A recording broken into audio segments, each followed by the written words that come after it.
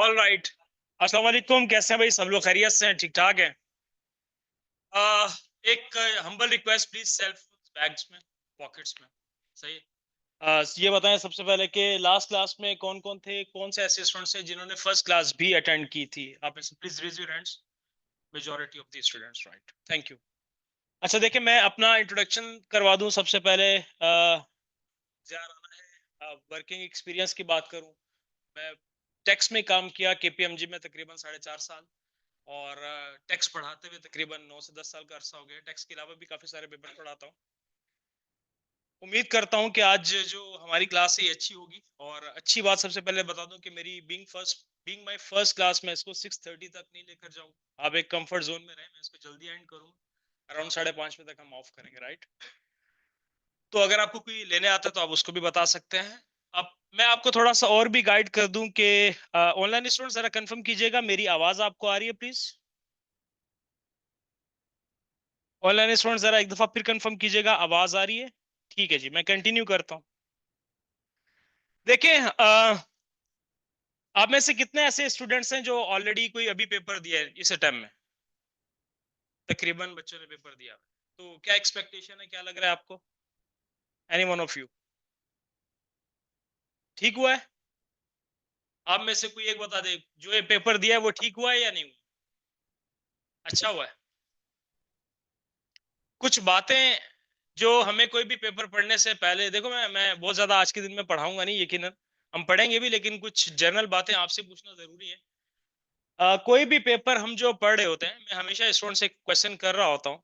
आप जो अभी पेपर F6 का पढ़ने जा रहे हैं, टैक्स का पेपर पढ़ने जा रहे हैं, आपको इस पेपर को क्वेश्चन जरा गौर से सुनिए। इस पेपर को आप एज अ प्रोजेक्ट लेकर चलना चाहोगे या एज एन ऑपरेशन लेकर चलना चाहोगे?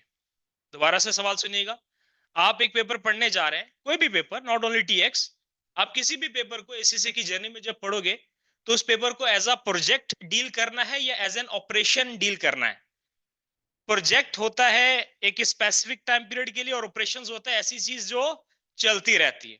तो आप बीइंग स्टूडेंट इस पेपर को प्रोजेक्ट के तौर पर लेकर चलना चाहोगे या ऑपरेशंस के तौर पे? ऑपरेशंस के तौर पे, प्रोजेक्ट के तौर पे? जरा गौर से सोच लें, सोचे सोचे जल्दी से, 30 सेकेंड्स टाइम। ऑनलाइन स्टूडेंट्स आप भी जरा अपना इनपुट दीजिएगा। अली अहमद, ठीक है, नोटेड योर आंसर। सफा, फातिमा, ठीक है, शफीक, ठीक है, ओके जी, डिसाइड हो गया। अब मैं आपसे आपका आंसर नहीं पूछूंगा कि आपने क्या सोचा, मैं एक्सप्लेन कर देता हूं। हमें बीइंग स्टूडेंट किसी भी पेपर को एज अ प्रोजेक्ट लेकर चलना चाहिए, क्योंकि प्रोजेक्ट वो चीज होती है जिसकी एक स्टार्टिंग डेट होती है, एक एंडिंग डेट होती है, और उस प्रोजेक्ट का कोई ना कोई ऑब्जेक्टिव होता है, राइट? हमारी स्टार्ट डेट क्या थी? सैटरडे को क्या तारीख? 14। हमारी एंड डेट होगी तकरीबन 15 ऑफ फेब। और इस स्टार्ट और एंड डेट के साथ साथ इस प्रोजेक्ट में हमारा आउटकम क्या आना चाहिए, हमारा ऑब्जेक्टिव क्या होना चाहिए कि इसको हम पढ़ के पास करके आगे बढ़ जाए। तो ये इसका हमारा हमने ऑब्जेक्टिव भी डिसाइड किया। तो किसी भी पेपर को हमें ऐसा प्रोजेक्ट लेकर चलना चाहिए। अगर इसको मैं बोलूं कि ये ऑपरेशंस की तरह, जिन स्टूडेंट ने सोचा ये ऑपरेशंस की तरह हमें लेकर चलना है, तो वो इसको ऐसे लेकर चलेंगे जैसे एक दफा पढ़ा, दिया, फेल किया, दोबारा से पढ़ा, फिर अटेम्प्ट किया, फिर फेल किया, तो ये आपके लिए ऑपरेशन बन जाएंगे। तो कोई भी पेपर वो एक ट्यूटर के लिए तो ऑपरेशंस है, लेकिन आप स्टूडेंट के लिए क्या होना चाहिए? प्रोजेक्ट। हमारा तो काम यही पढ़ाना है, आपका काम ये यही पढ़ते रहना नहीं होना चाहिए, आपका काम कोई भी पेपर ऐसा प्रोजेक्ट होना चाहिए, राइट? अच्छा देखिए जी, प्रोजेक्ट के तौर पे अगर पेपर को लेकर चलना है ना, तो उसके लिए डे वन से एफर्ट करना जरूरी होती है। टैक्सेशन की अच्छी बात, जो मुझे सबसे अच्छी, जो जब मैं स्टूडेंट लाइफ में था तो मुझे सबसे अच्छी बात ये लगती थी कि इसका ना प्रीवियस किसी पेपर से कोई लिंक नहीं है। नॉर्मली बीइंग स्टूडेंट हम ये बात कर रहे होते हैं, यार मुझे रिपोर्टिंग में मसला होता है, मेरा F3 अच्छा नहीं था तो मुझे F7 में भी मसला होगा, या मुझे कॉस्टिंग में मैं फंस जाता था तो मेरे लिए F5 मुझे मुश्किल लग रहा है। इस पेपर की अच्छी बात है कि इसका किसी से कोई ताल्लुक वास्ता ही नहीं है। आपने हाँ यकीनन एक नाम जरूर सुना होगा, फाइनेंशियल अकाउंटिंग में आपने VAT का नाम सुना होगा, वैल्यू एडेड टैक्स। लेकिन वहां पे भी वीएटी एक टैक्स का पार्ट है, लेकिन वहां पे आपने वीएटी को टैक्स पर्पसेस के लिए नहीं बल्कि अकाउंटिंग पर्पसेस के लिए सीखा था। तो हमारे टैक्स के पेपर की अच्छी बात यह कि इसका हमारा कोई ताल्लुक नहीं है किसी पुराने पेपर से। हम इसमें जो पढ़ेंगे वो बिल्कुल नए सिरे से पढ़ेंगे, तमाम चीजें नई सीखेंगे और इसमें हम ग्रिप करते चले जाएंगे। थोड़े मैं पास रेट्स की बात करूं तो टैक्सेशन का पेपर स्किल्स के पेपर में ऐसा है, जो F5 to 9 जिसे हम कहते हैं, तो इन पेपर्स में सबसे ज्यादा जो पास रेट है इसी पेपर का है। टैक्सेशन का पेपर एक ऐसा पेपर है जिसका pass rate, global pass rate सबसे ज्यादा है as compare to other paper. इसका मैक्सिमम जो आज तक गया वो 56% गया है, और जो मिनिमम गया वो शायद 48% गया है। लेकिन हमारी ये कोशिश होनी चाहिए कि whatsoever is the global pass rate, हम उस पास रेट के अंदर ही रहें। हमें इससे कंसर्न नहीं होना चाहिए कि यार इस पेपर का पास रेट 39% है। किसी भी पेपर का जो ग्लोबल पास रेट है, हमारी ये कोशिश होनी चाहिए कि हम ग्लोबल पास रेट में ही रहें ताकि हमारा पेपर भी पास हो सके। प्लस टैक्सेशन के पेपर में अच्छी बात यह है कि शायद किसी और स्किल्स के पेपर में, मतलब अपने बैचेस की बात बताऊं तो एक दिसंबर 23 का स्टूडेंट था जिसके पूरे 100 मार्क्स भी टैक्स में, पूरे 100 मार्क्स भी थे, ग्लोबल पोजीशन थी उसकी टैक्स में। और 2023 में हमारी आप जैसे जो यहाँ पे बैठ के पढ़ते थे, पूरे 2023 में 7 पोजीशंस थी। 2024 में भी पोजीशंस आ चुकी हैं अभी तक, अभी और मजीद इंशाल्लाह एक्सपेक्टेशन है दिसंबर में जो एग्जाम हुआ है। ये सारी बातें बताने का मकसद ये होता है कि कोई भी रॉकेट साइंस नहीं है, बिल्कुल नॉर्मल सी चीजें हैं। हम इसको नॉर्मल पढ़ेंगे, तमीज तरीके से पढ़ेंगे, डे वन से एफर्ट करेंगे तो हम भी इंशाल्लाह कुछ अच्छा अचीव कर सकेंगे, राइट। वो हमने अक्सर सुना ये है कि 50 इज इक्वल टू किसके होता है, आपके 50 मार्क्स आ गए तो किसके बराबर हो गए आप, 100 के, और अगर 49 आए तो किसके इक्वल हो गए, 0। ऐसे ही है ना, हम ये कहते हैं, हम जब दोस्तों यारों में बैठे होते हैं हम कहते हैं यार 50 is equal to 100, 49 is equal to 0। तो हमें कोशिश ये करनी चाहिए कि भाई हम पास करें, और दूसरी कोशिश ये होनी चाहिए कि हम इसको 50s में एटलीस्ट पास नहीं करें। एक क्वालिफिकेशन जिस तरह एसीसी, इस तरह की एक और क्वालिफिकेशन थी सीमा, है अभी भी, लेकिन वो अलग बात है कि पाकिस्तानी लोगों ने सीमा करना छोड़ दिया। उसकी वजह ये कि उन्होंने अपना पास रेट 50 से बढ़ा के 70 कर दिया था। जिस तरह एसीसी में 50% मार्क्स वाला पास होता है, सीमा ने बोला नहीं भाई हम 50% हम 70% वाले को पास करेंगे। तो इसका आउटकम ये निकला कि पाकिस्तान में सिमई लोगों ने करना छोड़ दिया, क्योंकि उनसे 50 नहीं आते तो 70 कहां से लेकर आए। अच्छा, फिर उनसे रीजन पूछा गया कि आपने ऐसा किया क्यों, तो उन्होंने कहा कि भाई हम चाह रहे हैं कि एक्यूरेसी इंक्रीज हो। एक्यूरेसी का मतलब कि आप जो पढ़ रहे हो, जो अटेम्प्ट कर रहे हो, जो सीख रहे हो, वो आप ज्यादा एक्सटेंट तक आपको सही चीजें आनी चाहिए।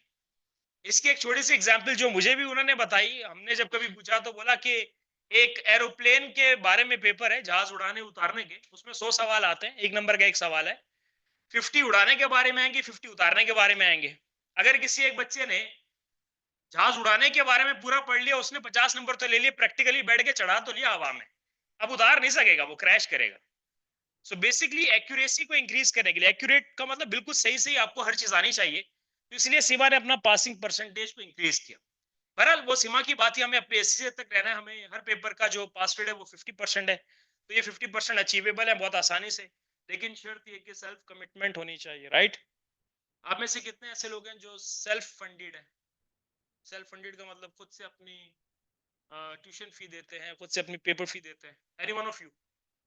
जी, आप पेरेंट्स? जी जी, कोई आप में से ऐसा बच्चा? कोई भी नहीं? अल्लाह का शुक्र करें। आप? गुड, फील होता होगा। आज आप अपने पेरेंट्स के भी थैंकफुल रहे। कितने का पेपर पड़ेगा? मैं ये डे इसलिए बातें बता रहा हूँ ताकि थोड़ा सा ना आपको फील अंदाजा हो। कितने का पेपर होगा हमारा ये?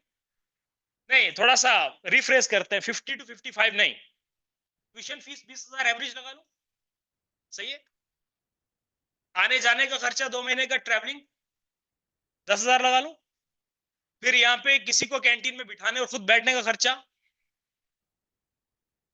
5-10,000 लगा ले, कितना हो गया? 40,000 हो गया। और फिर पेपर की कितनी फीस है? 50,000, 90,000 हो गया। और मिसलिनियस डाल देंगे तो 1 लाख की गेम है, और प्लस 2 महीने का टाइम है, प्लस टाइम कॉस्ट है कि अगर खुदा ना खास्ता ये रुक गया तो आपको दोबारा इसी पे एफर्ट करनी पड़ेगी, दोबारा सेम खर्चा हो। तो इन सब चीजों को अवॉइड करने के लिए we have only one tool, कि हम अपने साथ इंसाफ कर लें। तो इंसाफ कैसे करेंगे? जब अच्छा अच्छा पढ़ेंगे, राइट।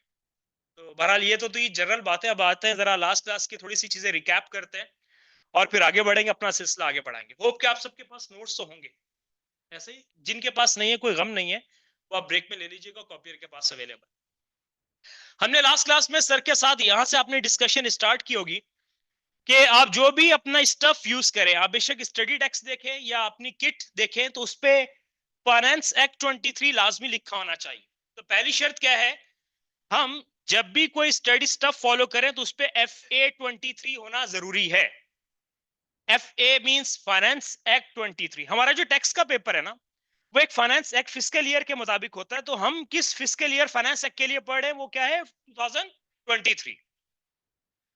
पाकिस्तान का टैक्स ईयर या फिस्कल ईयर क्या है, किसी को मालूम चाहिए कि पाकिस्तान का टैक्स ईयर क्या है? 1 जुलाई से लेकर अगले साल 30 जून तक। हम जब मई का मंथ आता है, जून का मंथ आता है, तो हम ये सुनते हैं कि बजट आने वाला है, इन्फ्लेशन हो जाएगी, सिगरेट पे टैक्स बढ़ जाएगा, इस पे टैक्स बढ़ जाएगा, इस पे कम हो जाएगा, ये इस पे सब्सिडी मिल जाएगी। ये तमाम चीजें हमारी न्यूज का पार्ट होती हैं जब आपके नॉर्मली मंथ शुरू होता है, अप्रैल मई जून का। बिकॉज जुलाई से आपका एक न्यू फाइनेंस एक्ट अप्लाई होना होता है, उसकी वजह से सारी चेंजेस आते हैं। तो जिस तरह पाकिस्तान का फिस्कल ईयर या फाइनेंस एक्ट है, इस तरह यूके का भी एक फाइनेंस एक्ट है। हम यूके का फाइनेंस एक्ट 23 के मुताबिक पढ़ेंगे, और जो बच्चे जून 24 में पेपर दे चुके हैं, सितंबर में, दिसंबर में, या आपकी तरह जो मार्च 25 में पेपर देने जा रहे हैं, वो इसी फाइनेंस एक्ट के मुताबिक अपना पूरा सिलेबस पढ़ेंगे। फाइनेंस एक्ट 23 हमारी जो कोर्स की चीजें हैं उस पे होना चाहिए, स्टडी डेक्स या किट पे FA 2023 लिखा होना चाहिए। और एक और चीज अक्सर बच्चे पूछेंगे जब एग्जाम के लिए वो बुकिंग कर रहे होंगे, टेक्स्ट का पेपर डिफरेंट वेरिएंट्स में होता है, लेकिन हमारे लिए कौन सा वेरिएंट एप्लीकेबल है? UK variant. हम यूके टैक्सेस पढ़े हैं। अक्सर बच्चे इंटरव्यू में जब जाते तो उनसे इंटरव्यूअर कुछ क्वेश्चंस कर रहे होते हैं कि आपने ACCA में पाकिस्तानी टैक्स वेरिएंट क्यों नहीं पढ़ा? तो हमें बीइंग स्टूडेंट ये पता ही नहीं होता कि यहाँ पे कोई पाकिस्तानी वेरिएंट भी है। देखो, अगर आप ACCA का F6 का पेपर देना चाहते हो तो आप पाकिस्तानी टैक्स का पेपर भी दे सकते हो। आप चाइनीज वेरिएंट भी है, इसमें डिफरेंट तरह के कंट्रीज के वेरिएंट है। लेकिन problem is, yes there is Pakistani variant for TX paper, लेकिन उसको ना कोई पढ़ाने वाला है, ना मेजॉरिटी स्टूडेंट पढ़ने वाले हैं। इसलिए हम सब कौन क्या पढ़ा रहे होते हैं? यूके टैक्स, और आप भी यूके टैक्स ही पढ़ रहे होते हैं। तो आज से अपने माइंड में आपने ये रखना है, लास्ट तकरीबन कोई 8 से 10 स्टूडेंट का एक जनरल कमेंट ये था कि हमसे इंटरव्यू में पूछा गया कि आपने ACCA में पाकिस्तानी वेरिएंट क्यों नहीं पढ़ा? कह रहे हमें तो ये मालूम ही नहीं था कि पाकिस्तानी वेरिएंट भी होता है। तो आपको ये मालूम होना चाहिए कि ACCA में पाकिस्तानी वेरिएंट का भी पेपर है टैक्स का, लेकिन वो नॉर्मली हम ना पढ़ा रहे होते हैं क्योंकि पढ़ने वाले नहीं है। इसलिए हम यूके टैक्सेस की बात कर रहे होते हैं, यूके टैक्स पढ़ रहे होते हैं। तो ये वेरिएंट सिलेक्शन का टाइम आएगा जब आप अपना पेपर बुक कर रहे होंगे, वहां पे डिफरेंट वेरिएंट्स आएंगे, तो आपने वहां पे यूके सेलेक्ट करना। बिलीव मी, कुछ बच्चे फिर भी पेपर बुकिंग के वक्त ये चीज कंफर्म करेंगे कि हमें कौन सा वेरिएंट सेलेक्ट करना है, तो आपने कौन सा करना है? यूके वेरिएंट सेलेक्ट करना, राइट? फिर इसके बाद आपने ये चीज सीखी होगी पेपर फॉर्मेट की, इस पे भी क्विक डिस्कशन करते हैं। 3 सेक्शंस हैं, और फर्स्ट सेक्शन है 30 मार्क्स का, दूसरा सेक्शन भी 30 मार्क्स है, रिमेनिंग सेक्शन आपको जो थर्ड है वो 40 मार्क्स का है। जो बच्चे FR का पेपर दे चुके हैं उन्हें इस सेक्शन में पता नहीं होता कि यार ये क्वेश्चन कहां कहां से आएंगे।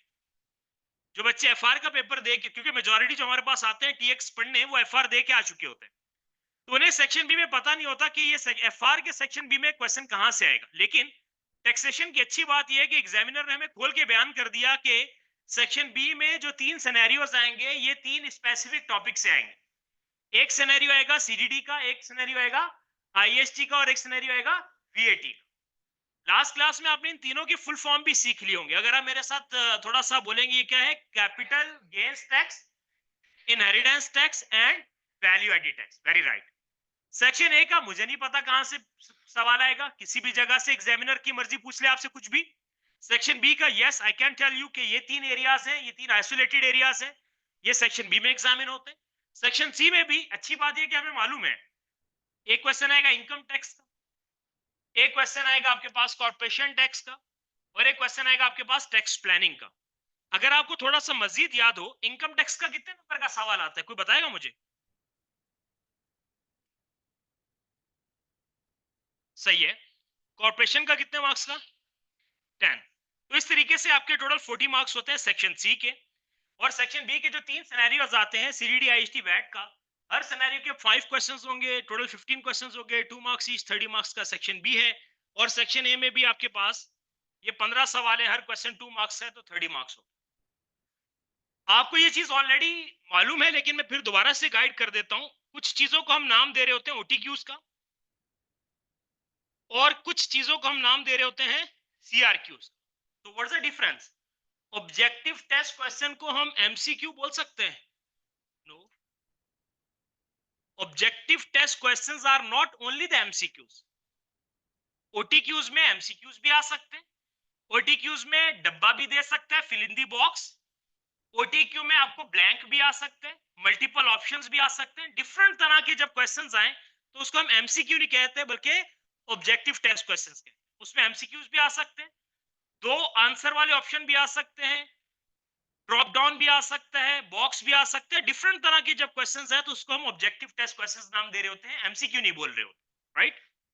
सीआरक्यू क्या चीज है? Constructive response questions. हमें मालूम है कि सेक्शन सी में हमें अपना आंसर प्रेजेंट करना है प्रेजेंटेबल वे में। जिस तरह अब हम एक रजिस्टर पे सॉल्व करते हैं, जिस तरह आपने कभी जिंदगी में इनकम स्टेटमेंट बनाई होगी, बैलेंस शीट बनाई होगी, कुछ स्पेसिफिक फॉर्मेट के मुताबिक आप अपनी चीज दिखा रहे होते हैं। तो एक एक समझाने वाले तरीके में आप जब अपनी चीजें एक्सप्लेन कर रहे होगे, कंस्ट्रक्ट कर रहे होगे, ताकि सामने वाला एग्जामिनर समझ जाए, तो उसको हम किस तरह क्या नाम देंगे? Constructive response questions. कि आपने अपना आंसर कंस्ट्रक्ट करके दिखाना है कि भाई this is the format, this is the way, ये आपका फॉर्मेट है, इसके मुताबिक हम अपना आंसर लिखेंगे वहां। सीआरक्यू सॉल्व करने के लिए हमारे पास एक्सेल भी है, वर्ड भी है। क्या ये दोनों टर्म मैं सही यूज कर रहा हूं या गलत यूज कर रहा हूं? गलत यूज कर। सीआरक्यू सॉल्व करने के लिए एक्सेल नहीं बोलूंगा बल्कि क्या बोलूंगा? स्प्रेडशीट। और वर्ड नहीं बोलूंगा बल्कि वर्ड प्रोसेस बोलूंगा। कि वो ये एमएस वर्ड या एमएस एक्सेल नहीं है वहां पे, क्योंकि एक्सेल और वर्ड में तो बहुत सारे ऑप्शंस हैं। जब आप सीआरक्यू एससीसी में सॉल्व करते हैं तो यहाँ पे ऑल्दो वहां पे रोज और कॉलम्स होते हैं, लेकिन वो एमएस एक्सेल नहीं है, वो स्प्रेडशीट है। वहां पे लिमिटेड ऑप्शंस है आपके। तो जब आप अपनी स्प्रेडशीट और वर्ड प्रोसेस की स्किल्स यूज करते हुए अपना आंसर दे रहे होते हैं, तो वो सीआरक्यूज के लिए ये काम कर रहे होते हैं। आगे बात करते हैं। आपने ये भी चीज सीखनी होगी कि हमें मेजॉरिटी जितनी भी हमारे पास टैक्स की टाइप्स है, हमारे पास कितनी तरह के टैक्सेस हम पढ़ेंगे ये आपको ऑलरेडी पता है। मैं इसको एक्सप्लेन नहीं करने जा रहा हूं। अगर एक्सप्लेनेशन चाहिए तो आप लास्ट क्लास की जब रिकॉर्डिंग अपलोड होगी उसको देख लीजिएगा। लेकिन एक जनरल डिस्कशन कि हमारे पास टाइप्स ऑफ टैक्सेस में ये पूरी टैक्सेस हम पढ़ेंगे। हमारे पास जो पूरे टैक्स में पढ़ने का है वो है यही चीजें। एक आपके पास है कैपिटल गेन्स टैक्स, फिर है inheritance tax, value added tax, income tax, corporation tax, NICs. और आप एक चीज नोट करो, अगर मैं इन सब को हाईलाइट कर दूं, अगर मैं इन सब की बात करूं, शुरू के जो 5 है इनमें से गौर करो। Capital gain tax, IST, VAT, ये किस सेक्शन में एग्जामिन होने? सेक्शन बी में। और इनकम टैक्स, कॉर्पोरेशन टैक्स कहां जाना है? सेक्शन सी में। सेक्शन ए भी इन्हीं से मिलकर बनता है। और ये एनआईसीज है, ये सिर्फ टैक्स की टाइप को डिफाइन करने के लिए लिखा। ये एनआईसीज भी एक नेशनल इंश्योरेंस कंट्रीब्यूशन टैक्स के साथ साथ आप डिफरेंट और तरह की टैक्स वालों को पेमेंट्स कर रहे होते हैं, उनको नाम दिया जाता है एनआईसीज का। डोंट वरी, हम इसको डिटेल से डिस्कस आगे जाके करेंगे। तो टाइप्स ऑफ टैक्सेस में वही सारी टाइप्स ऑफ टैक्सेस है जिनको हम डिफरेंट सेक्शंस में डिवाइड करके है। ये 3 आपके सेक्शन बी का पार्ट है और ये 2 आपके पास सेक्शन सी का पार्ट है। तो जितनी भी टैक्स की टाइप्स हैं उनको हम सेक्शंस के हिसाब से भी देख सकते हैं। अब अगली बात अगर मैं करूं, आपने यूके टैक्स अथॉरिटी का नाम सुना होगा। क्या नाम है जनाब इसका? एचएमआरसी फुल फॉर्म बोले तो ये क्वीन की डेथ से पहले इसका नाम था हर मैजेस्टी। लेकिन ये मेरे ख्याल 2-2.5 साल हो गए, क्वीन निपट गई है, तो उसके बाद इसका नाम क्या हो गया? His majesty revenue and customs. ये भी 1 मार्क का आता है कि एचएमआरसी स्टैंड्स फॉर।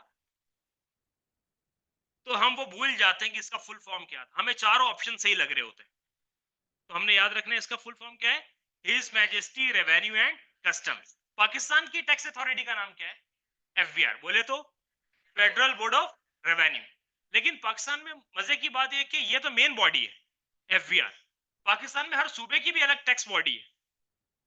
हाँ सही किसी ने बोला, एसआरबी, पीआरए, बीआरए और केपीआरए। तो पाकिस्तान में एफबीआर तो मेन टैक्स बॉडी है, लेकिन हर प्रोविंस की भी सेपरेट बॉडी है। तो ये कुछ जनरल नॉलेज की चीजें मैं आपको साथ साथ में बताता रहूंगा, जो कि हमारे कोर्स से तो लिंक नहीं है, लेकिन आपके नॉलेज के लिए। किसी भी कंट्री की जो टैक्स बॉडी होती है उसकी ये रिस्पॉन्सिबिलिटीज है। ये सिर्फ एचएमआरसी की रिस्पॉन्सिबिलिटीज नहीं है। HMRC is the UK tax governing body. HMRC के साथ साथ किसी भी एफबीआर की भी यही रिस्पॉन्सिबिलिटीज है। जो कैनेडियन टैक्सेस बॉडी है उसकी भी ये रिस्पॉन्सिबिलिटीज है। तो दुनिया में जितनी भी टैक्स अथॉरिटीज हैं, हर कंट्री की टैक्स अथॉरिटी के मेनली यही काम होते हैं। लोगों से टैक्स लेना, टैक्स की मैनेजमेंट करना, टैक्स पेयर्स के रिकॉर्ड्स रखना, अगर कोई फ्रॉड में इन्वॉल्व है तो उसकी इन्वेस्टिगेशन करना, हमें नई नई किन जगहों से टैक्स मिल सकता है वो वेन्यूज एक्सप्लोर करना। जिस तरह ये जब पाकिस्तान में क्रीम और उबर शुरू हुई थी तो कुछ साल तक इस पे कोई टैक्स नहीं था, लेकिन जब टैक्स अथॉरिटीज ने देखा कि यार ये तो एक ऐसी टैक्सी सर्विस है जिसको हर बंदा यूज कर रहा होता है, चलो इस पे भी टैक्स लगा देते हैं। तो 2018 से, ऑल्दो 2015 से क्रीम उबर यहाँ पे अपने ऑपरेशन स्टार्ट कर चुकी थी, लेकिन 2018 में जाके इनके ऊपर टैक्सेस लग गए। तो इन पे टैक्स लगाना है और किन चीजों पे टैक्स लग सकता है, ये तमाम चीजें भी एक्सप्लोर करना किसकी जिम्मेदारी होती है? किसी भी टैक्स गवर्निंग बॉडी की जो जिस कंट्री में ऑपरेट कर रही होती है। एनीवेज, आगे बढ़ते हैं। आगे बढ़ते हुए आपने ये दो टर्म्स भी सीखी होंगी। ये सारा कुछ लास्ट क्लास के, इसलिए मैं इसको क्विकली गो थ्रू कर रहा हूं। कोई इन दो का मुझे मतलब बताएगा जिसने ये चीज सीखी है, जिसको ये चीज आती है? अच्छा, टैक्स अवॉइडेंस को हम टैक्स प्लानिंग भी कहते हैं। टैक्स अवॉइडेंस को हम क्या नाम देते हैं? टैक्स प्लानिंग का। एग्जाम में ये दोनों टर्म्स आपसे पूछता है, 2 नंबर का क्वेश्चन आ जाता है कि which of the following are correct with respect to tax evasion and tax avoidance. Different statements दी गई होंगी, उनमें से आपसे पूछेगा कि कौन सी स्टेटमेंट सही है, कौन सी स्टेटमेंट गलत है। तो इस स्लाइड से 2 मार्क्स का क्वेश्चन आ सकता है। तो ये जो चीजें मैं आपको जबानी हम बता रहे होंगे ना, तो आपने लिखना है। आप इसको साइड में मार्क कर लो कि यार ये 2 मार्क्स के क्वेश्चन पास्ट में हमने देखे हैं। इसके पास नोट से लिख सकता है कि इस पूरी स्लाइड से 2 नंबर की चीज आपके एग्जाम में एग्जामिनर पूछता है और ये पास्ट ट्रेंड हमने देखा है।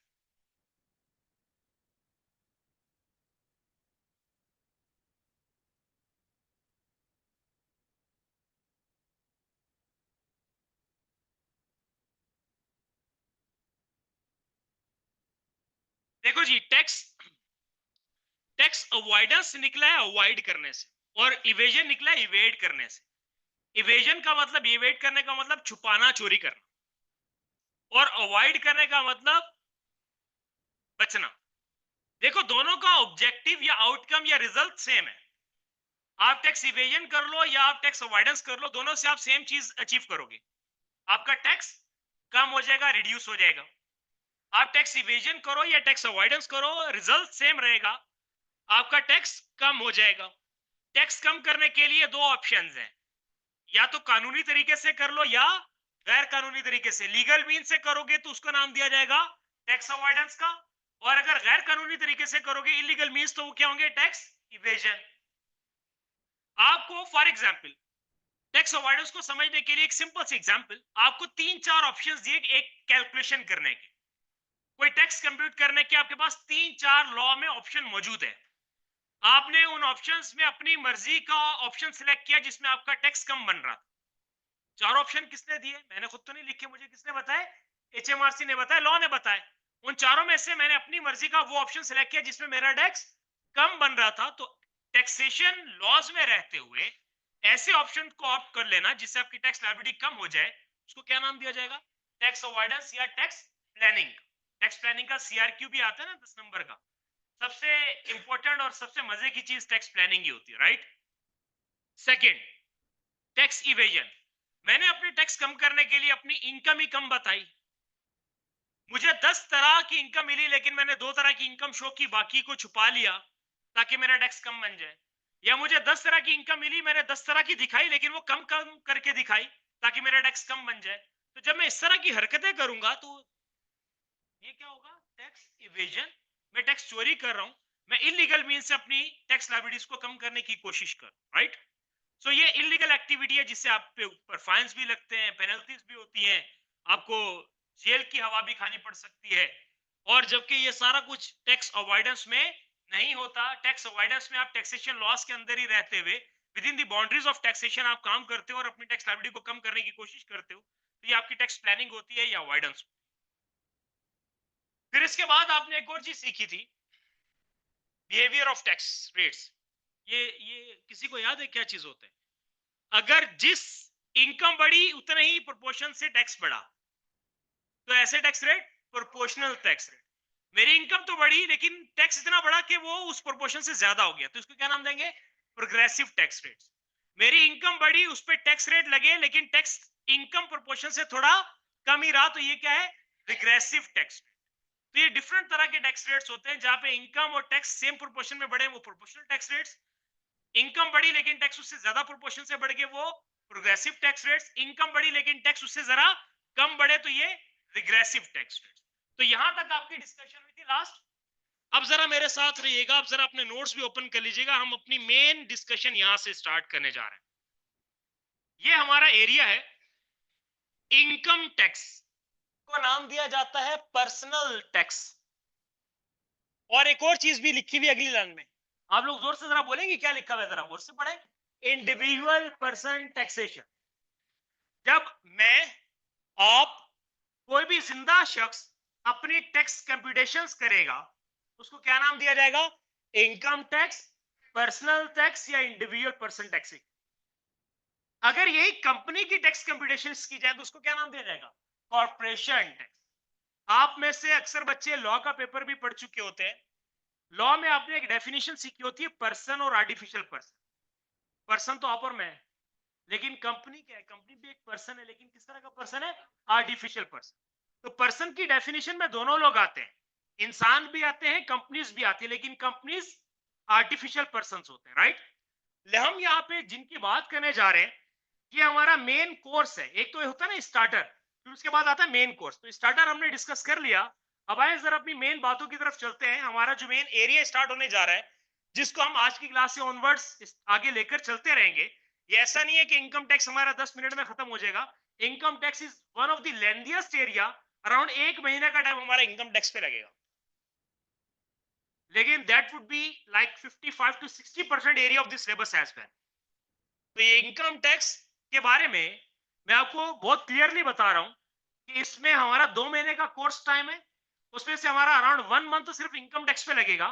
लेकिन जैसे ही ये खत्म होगा तो आपका around 55 to 60% area of the syllabus भी खत्म हो जाएगा, राइट।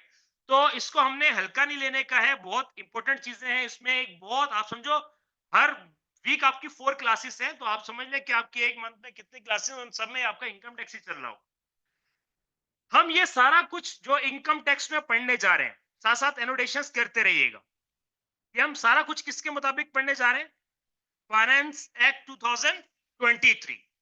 हम जितना भी इनकम टैक्स में चीजें पढ़ने जा रहे हैं वो एफए 2023 के मुताबिक पढ़ने जा रहे हैं। इनकम टैक्स को हम इन पर्सनल टैक्स भी कहते हैं और टैक्सेशन ऑफ इंडिविजुअल पर्सन भी कहते हैं। यानी जब आप, मैं, कोई भी इंडिविजुअल पर्सन अपना टैक्स कंप्यूट करेगा तो that would be the income tax.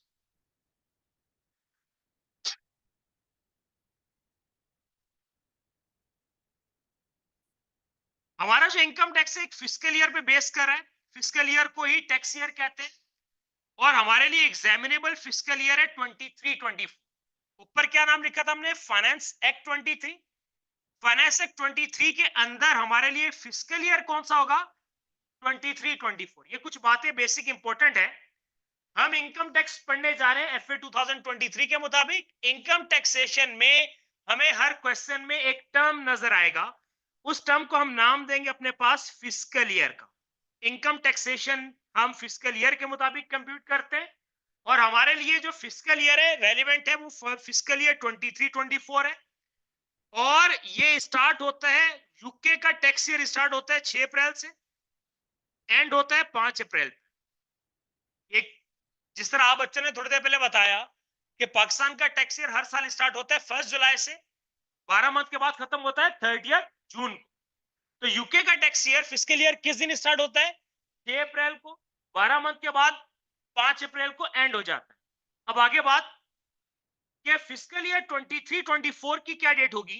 So keep remember, fiscal year 23-24 start होगा 6 अप्रैल 23 से, and it will and on 5 April 24।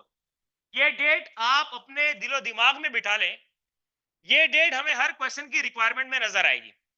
For example, calculate property income for the fiscal year 23-24, calculate income tax liability for the fiscal year 23-24, calculate income tax payable for the fiscal year 23-24। तो हम individual person taxation में जब आप में कोई भी बंदा अपना टैक्स कंप्यूट करेगा वो फिस्कल ईयर के मुताबिक करेगा। हम जो बच्चे मार्च 25 में पेपर देने जा रहे हैं हमारे लिए रेलिवेंट फिस्कल ईयर 23-24 है। ये 23-24 स्टार्ट कब होता है? ये स्टार्ट होता है 6 अप्रैल 23 से और एंड होता है 5 अप्रैल 24। हम जितने भी सवाल करेंगे उनमें हमारी ये डेट्स रेलिवेंट होंगी।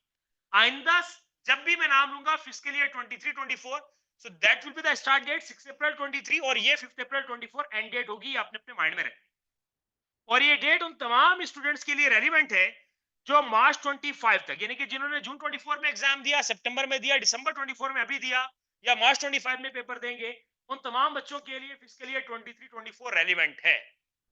यहां तक सब ओके? आवाज नहीं है, सर नहीं हिलने चाहिए। जिंदा लाशें नहीं बनना हमने, जीते जागते इंसान है हम सारे। यस नो में आंसर करना है। यहां तक बात क्लियर है भाई सबको? गुड। तो अगेन इनकम टैक्स का वर्ड हमें बता रहा है कि किसी कंपनी का टैक्स नहीं होगा बल्कि पर्सन का टैक्स होगा। पर्सनल टैक्स भी हमें नाम से बता रहा है कि ये कंपनी का टैक्स नहीं है बल्कि किसी इंडिविजुअल पर्सन का टैक्स। जिंदा इंसानों की टैक्सेशन होती है उसका नाम दिया जाता है इनकम टैक्स। फिस्कल ईयर 23-24 के मुताबिक होगी। 6 अप्रैल 23 से लेकर 5 अप्रैल 24 तक की हम कंप्यूटेशंस कर रहे होंगे। आगे बात करते हैं। आ जाए, अब आगे देखते हैं इनकम टैक्स या पर्सनल टैक्स। अब जैसे मैंने आपको बताया कि हमें किसी भी पर्सन की टैक्स कंप्यूटेशंस के लिए उस पर्सन के सोर्सेस ऑफ इनकम के बारे में जानना जरूरी होगा। और कीजिएगा बात पे सर, मैंने आपको कब बताया कि इनकम टैक्स या पर्सनल टैक्स कहते हैं आप और मेरी टैक्सेशन को। हमारी टैक्सेशन होगी इनकम टैक्सेस। हम अगर अपना टैक्स कंप्यूट करना चाह रहे हैं तो सबसे पहले हमें अपनी अर्निंग के सोर्सेस मालूम होने चाहिए, हमें अपनी इनकम के सोर्सेस मालूम होने चाहिए। किसी भी पर्सन के मैक्सिमम पूरी लाइफ में कितनी तरह के सोर्स लिखे हुए हैं, काउंटिंग करें जरा। फिक्स। तो किसी भी पर्सन के 6 सोर्सेस के अलावा कोई सातवां नहीं हो सकता। पहला पढ़े क्या लिखा है? Property, employment, trading, interest, dividend, pension. अगर कुछ सट्टे में पैसे कमा रहा है तो वो यहाँ पे नहीं आएंगे क्योंकि वो इलीगल इनकम है। तो जो लीगल सोर्सेस ऑफ इनकम है वो मैक्सिमम किसी भी पर्सन के 6 हो सकते हैं। तो याद रखना प्यारो कि हमें इंडिविजुअल पर्सन की टैक्सेशन के लिए, किसी भी इंसान की टैक्सेशन के लिए सबसे पहले उसके सोर्सेस ऑफ इनकम के बारे में जानना जरूरी है। और किसी भी पर्सन के मैक्सिमम पूरी लाइफ में 6 तरह के सोर्सेस ऑफ इनकम हो सकते हैं। अब अगली बात नोट करूं, मैं इनकम टैक्स प्रॉपर्टी इनकम पे अलग नहीं निकाल रहा। इनकम टैक्स एम्प्लॉयमेंट पे अलग से नहीं आएगा, ट्रेडिंग पे अलग से नहीं आएगा। किसी भी पर्सन के फिस्कल ईयर में जितने भी सोर्सेस ऑफ इनकम होंगे, किसी भी पर्सन के पर्सनल टैक्स को मैं नाम देता हूं इंडिविजुअल पर्सन के सोर्सेस ऑफ इनकम। एक फिस्कल ईयर में जितनी तरह की सोर्सेस से उसको इनकम मिली, इन सब को एडअप किया जाएगा। इन सब को एडअप करने के बाद we will get total income. हर सोर्स पे अलग अलग टैक्स नहीं है। अच्छी बात यह है कि इनकम टैक्स हर सोर्स पे अलग अलग नहीं है। आपने एक पूरे फिस्कल ईयर में जितनी भी तरह की इनकम कमाई सबको एडअप करवा लो। एडअप करवाने के बाद फिर आगे स्टेप, आगे चीजें बढ़ती। अब जरा इन सोर्सेस ऑफ इनकम के बारे में बात करते, थोड़ा सा माइंड में बिठाते हैं चीजों।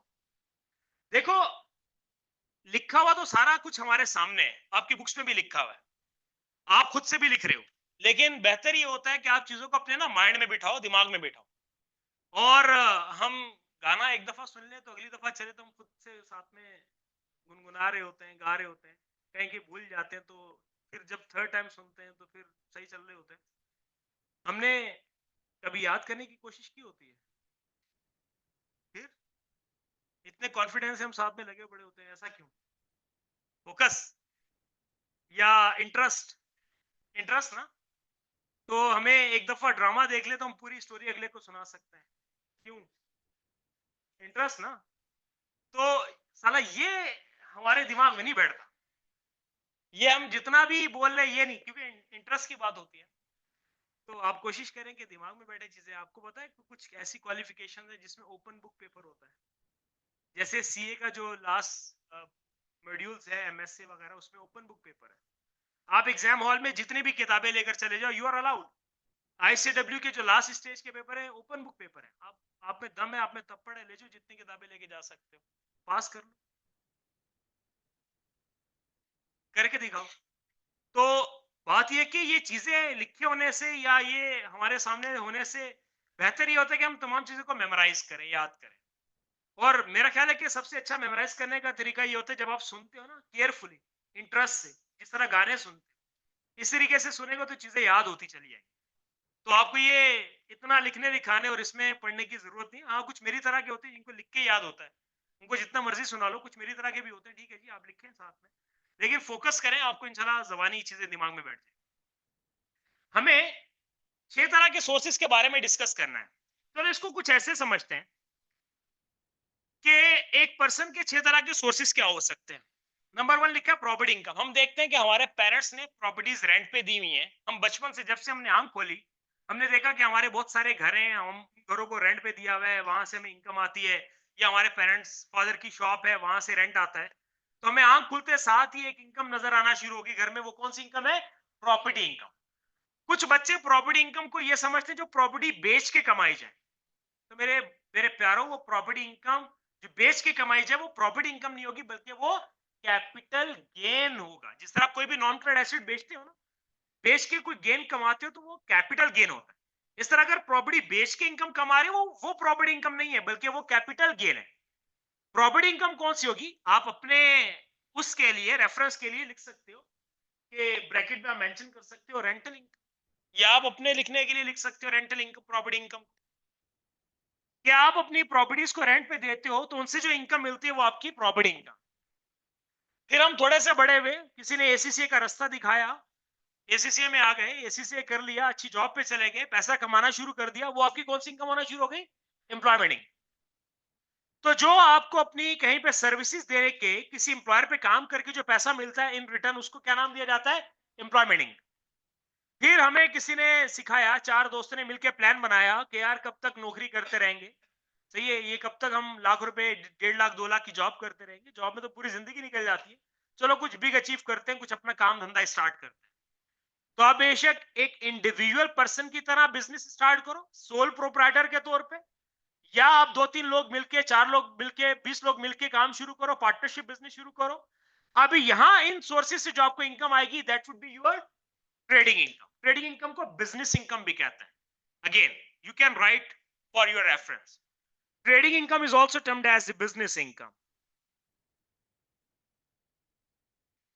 मैं अपने लाइफ साइकिल से आपको सिखाने की कोशिश कर रहा हूं कि हमने बचपन में देखा प्रॉपर्टीज रेंट पे दी हुई, रेंटल इनकम आ रही है, थोड़े बड़े हुए जॉब पे गए तो एम्प्लॉयमेंट इनकम आना शुरू हुई। फिर काम करने का शौक हुआ, बोला हमसे नौकरी नहीं होती, हम नौकरी के लिए पैदा ही नहीं हुए, हमें अपना काम करना है, हम रिस्क टेकर हैं, हम आगे बढ़ना चाह रहे हैं, हम सिर्फ इस एम्प्लॉयर की दी जाने वाली सैलरी पे रिलाई नहीं करना चाह रहे। ठीक है जी, काम धंधे में आ जाओ, आओ ट्रेडिंग करते हैं।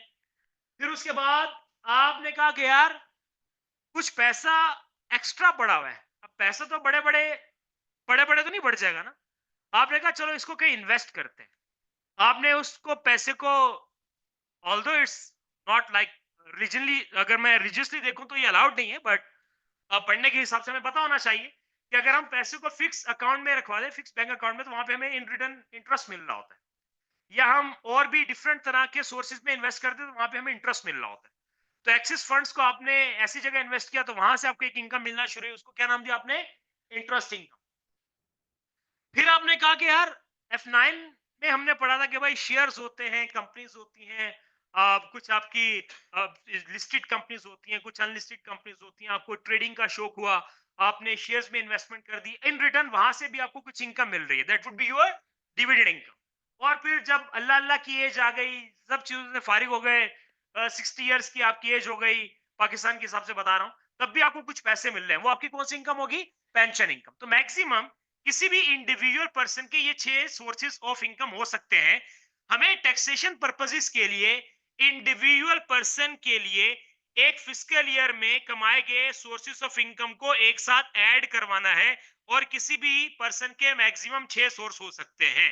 जबानी रिपीट कीजिएगा मेरे साथ। Number 1 property income, number 2 employment, number 3 trading, number 4 interest, number 5 dividend, number 6 pensioning, very good. Taxation purposes के लिए इन हेड्स को अलग अलग नहीं छेड़ना, इन सबको एडअप करवा लेना। आपको एक फिस्कल ईयर में कितनी प्रॉफिट इनकम मिली लिख दिया आपने। आपने fiscal year, by the way हम कौन सा फिस्कल ईयर पढ़ रहे हैं, ये कौन सा फिस्कल ईयर है? 23 24 किस दिन स्टार्ट होता है? 6 अप्रैल 23 एंड किस दिन होगा? 5 अप्रैल 24।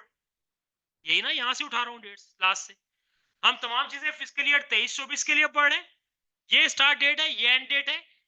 हमें इनकम टैक्स कंप्यूट करना है, इंडिविजुअल पर्सन का टैक्स कैलकुलेट करना है।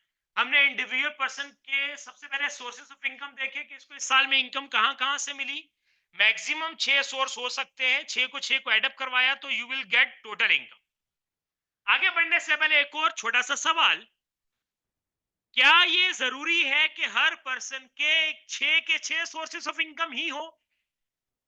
क्या ये कोई कसम है कि हर बंदे के 6 सोर्स ऑफ इनकम होने चाहिए? नो। अगर आप सिर्फ जॉब करते हो तो आपका एक ही सोर्स ऑफ इनकम होगा, दैट वुड बी एम्प्लॉयमेंट।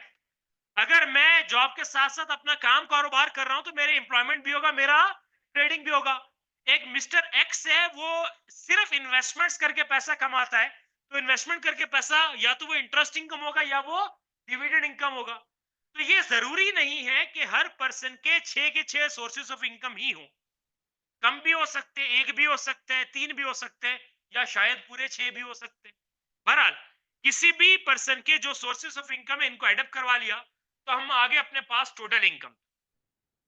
अब हमने कहा कि टोटल इनकम, जी बिल्कुल 6 से ज्यादा नहीं हो सकता। मैंने उसके लिए एग्जांपल दी थी कि अगर एक बंदा इलीगल पैसा कमा रहा है तो वो उसको यहाँ पे रिफ्लेक्ट नहीं करेगा, शो नहीं करेगा, क्योंकि वो तो करिए गैर कानूनी तरीके से पैसे कमा रहा है। अगर वो यहाँ पे शो करेगा तो फिर उठा लिया जाएगा, राइट। तो हमने सबसे पहले टोटल इनकम तक जाना है। इसमें से एचएमआरसी जो यूके टैक्स बॉडी है उसने बोला कि जाओ अपनी जिंदगी जी लो, हम तुम्हें इतनी अमाउंट तक कोई टैक्स नहीं लगाएंगे। कितनी अमाउंट तक? 12570। इतनी अमाउंट तक हमें बोल दिया जाओ कोई टैक्स नहीं है, जितनी भी आपकी टोटल इनकम है उसमें से सिंपली माइनस करवा दो। कितनी अमाउंट? 12570। लेकिन ये है क्या चीज, इसको नाम क्या दिया जाएगा? Personal allowance.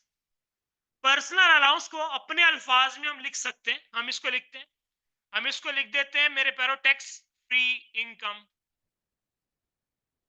एचएमआरसी ने कहा कि भाई टैक्स फ्री इनकम, इतनी इनकम पे कोई टैक्स नहीं है, लेकिन टैक्स फ्री इनकम का जो एक्चुअल नाम है उसको नाम दिया जाता है पर्सनल अलाउंस का। तो टोटल इनकम जो आपने कर लिया उसमें से पर्सनल अलाउंस माइनस किया 12570। Now you will get the taxable income. Now you will get the taxable income. और टैक्सेबल इनकम वो इनकम होगी कि जिस पे अब टैक्स रेट्स वगैरह मल्टीप्लाई होने हैं, इस पे हम मल्टीप्लाई करेंगे टैक्स रेट्स। टैक्सेबल इनकम पे हम टैक्स रेट्स मल्टीप्लाई करेंगे और हमारे पास इनकम टैक्स लायबिलिटी आएगी। तो हमने कहा ये टैक्सेबल इनकम पे टैक्स रेट्स मल्टीप्लाई होते हैं तो फाइनली हमारे पास इनकम टैक्स लायबिलिटीज कैलकुलेट होती हैं।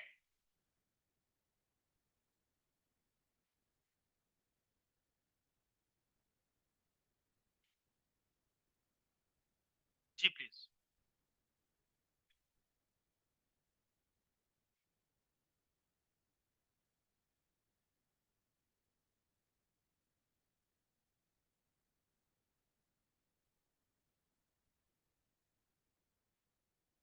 का अपना रूल है बच्चा, यहाँ पे ऐसी इनकम एक। तो इस स्लाइड पे हमने रहते हुए डिस्कशन की कि हमें किसी भी पर्सन की टैक्सेशन के लिए उसके सोर्सेस ऑफ इनकम को जानना है। हमें एक फिस्कल ईयर में जितनी तरह की सोर्सेस ऑफ इनकम नजर आई हम उनको एडअप करवाएंगे। एडअप कराने के बाद हम करेंगे टोटल, टोटल में से कुछ इनकम को माइनस कर देंगे पर्सनल अलाउंस के नाम से, टैक्स फ्री इनकम के नाम से, और जो बाकी अमाउंट बचेगी उसको नाम दिया जाएगा टैक्सेबल इनकम। यानी कि ये वो इनकम है जिस पे अब टैक्स लगना है। टैक्सेबल इनकम वो इनकम जिस पे अब टैक्स लगना है। तो इस टैक्सेबल इनकम पे हम टैक्स रेट्स मल्टीप्लाई करवाते हैं तो इनकम टैक्स लायबिलिटी कैलकुलेट होती है। यहां तक किसी का कोई क्वेश्चन, कोई क्यूरी, कोई अनक्लैरिटी है तो प्लीज पूछ ले, any one of you please. किसी का कोई सवाल नहीं है। इतनी खामोशी का मतलब दो बातें होती हैं, या तो बहुत अच्छा समझ में आए या कुछ समझ नहीं आए। पक्की बात है, ये थोड़ी देर में कंफर्म हो जाएगा, ये आप जब आप एग्जाम्पल सॉल्व करने जाओगे तो ये बात ऑटोमेटिकली पता चल जाएगी कितना समझ में है। जी नहीं बच्चा, ये फिक्स है। मैं इसके आगे मार्क भी कर देता हूं, ये जो पर्सनल अलाउंस है 12570 का, ये फिजिकल ईयर 23-24 की फिक्स अमाउंट, ये मेरा बताया गया नहीं है, ये मैंने अपनी तरफ से नहीं लिखा। This 12570 personal allowance amount is fix for physical year 23-24। शायद अगले साल ये जाके चेंज हो जाए, लेकिन फिलहाल हमारे पढ़ने लायक ये अमाउंट 12570 है। अच्छा, एक और अच्छी बात बताऊं, ये अगर आप भूल भी जाओगे ना कि पर्सनल अलाउंस कितना था, या और बहुत सारी चीजें आपके टैक्स के पेपर में गिवन होती हैं, आप जब अपना टैक्स का पेपर कर रहे होगे ना, तो स्क्रीन पे लेफ्ट हैंड बॉटम पे, स्क्रीन खुली होगी, सामने आपकी पेपर चल रहा होगा, लेफ्ट हैंड बॉटम पे एक ऑप्शन आएगा टैक्स टेबल्स का, तो वहां पे आप क्लिक करेंगे तो आपको डिफरेंट तरह की चीजें वहां पे एग्जाम में ऑलरेडी दी गई हो। जो एग्जाम में चीजें दी गई होती है उनको नाम दिया जाता है tax rates and allowances. Please mark your attendance, mark करके आगे बढ़ाते रहिए। मैं आपको बता रहा हूं कि जिस तरह ये पर्सनल अलाउंस मैंने आपको बता दिया 12570, टैक्स के पेपर में इस तरह की और बहुत सारी चीजें आपके एग्जाम में गिवन होती हैं, और वो एग्जाम में किस नाम से गिवन होती है, क्या नाम दिया जाता है उनको, tax rates and allowance, tax rates and allowance. Sir वो किस तरह की इंफॉर्मेशन होती है, मैं यहां से दिखाना शुरू करता हूं। ये जितना मैं अभी आपकी स्क्रीन पे दिखाता जाऊंगा, ये ड्यूरिंग योर एग्जाम आप देख सकते हैं, आपको 3, 4, 5 पेज की इंफॉर्मेशन वहां पे अवेलेबल होगी, जिसकी बेस जिसको आप जिसकी हेल्प से आप अपने क्वेश्चंस को सॉल्व कर सकते हो, आप देख सकते हो। टैक्स रेट्स एंड अलाउंसेस में आप देख सकते हो, यहां से शुरू हुआ, ये आपके पास टैक्स रेट्स एंड अलाउंसेस में इनकम टैक्स से रिलेटेड चीजें हैं कुछ, पर्सनल अलाउंस से रिलेटेड है चीजें कुछ, फिर उसके बाद रेजिडेंसी स्टेटस है, चाइल्ड बेनिफिट है, car benefit percentage, car fuel, company van, ये तमाम चीजें आपके एग्जाम में भी आपको दी गई होंगी और ड्यूरिंग एग्जाम आप देख सकते हैं। ये पूरी 5 पेज की इंफॉर्मेशन आप एग्जाम में कितनी भी दफा इसको ओपन करके देख सकते हैं। तो ये मेरे लिए बेसिकली क्या होते हैं, इनको हम नाम क्या दे रहे होते हैं अपने पास, टैक्स रेट्स एंड अलाउंसेस का। ये हमें सिर्फ एग्जाम में नहीं अवेलेबल होगा, बल्कि ये हमारी बुक्स एंड किट्स में भी है। अगर आप बुक एंड किट देखेंगे तो उसके शुरू के पेजेस में आपको एक हेडिंग नजर आएगी बड़ी बड़ी, टैक्स रेट्स एंड अलाउंसेस, तो यही पूरी चीज आपको वहां पे भी नजर आ रही, राइट। और जब हम अपना पढ़ेंगे, हम अपनी चीजें सॉल्व करेंगे, क्वेश्चन सॉल्व करेंगे, अपने टॉपिक्स पढ़े होंगे, तो उसमें भी मैं बार बार ये चीज रेफर करूंगा, और ये ऑलरेडी हमारे नोट्स का पार्ट भी है, राइट। तो हम यहाँ पे बात कर रहे थे कि टोटल इनकम से हम पर्सनल अलाउंस माइनस करते हैं, 12570 को तो टैक्सेबल इनकम आती है, टैक्सेबल इनकम पे टैक्स रेट्स लगेंगे तो इनकम टैक्स लायबिलिटी कैलकुलेट होगी। अब मैंने नेक्स्ट स्लाइड पे यहीं से उठाया, यहां से आगे समझाया, ये जो मैंने ब्लू हाईलाइट किया, नेक्स्ट स्लाइड हमारी यहां से आगे हम सीखने जा रहे हैं कि टोटल में से पर्सनल लॉस माइनस किया, टैक्सेबल पे आ गए। अब टैक्सेबल इनकम पे टैक्स रेट्स किस तरह लगने हैं और इनकम टैक्स लायबिलिटी कैसे कैलकुलेट होनी है। तो अब आगे जरा और इंपॉर्टेंट चीज हम डिस्कस करने जा रहे हैं, जरा साथ रहिए। हमने कहा सोर्सेस ऑफ इनकम में 6 तरह के सोर्सेस एडअप हो गए थे, टोटल तक आ गए थे, पर्सनल लॉस माइनस किया, टैक्सेबल इनकम तक आ गए, फिर हमने इसको मार्क किया। इस टैक्सेबल इनकम पे अब आप लगाओगे टैक्स रेट, अब आप इस टैक्सेबल इनकम पे लगाओगे टैक्स रेट, और टैक्स रेट मल्टीप्लाई करवाने के बाद finally you will get the income tax liability.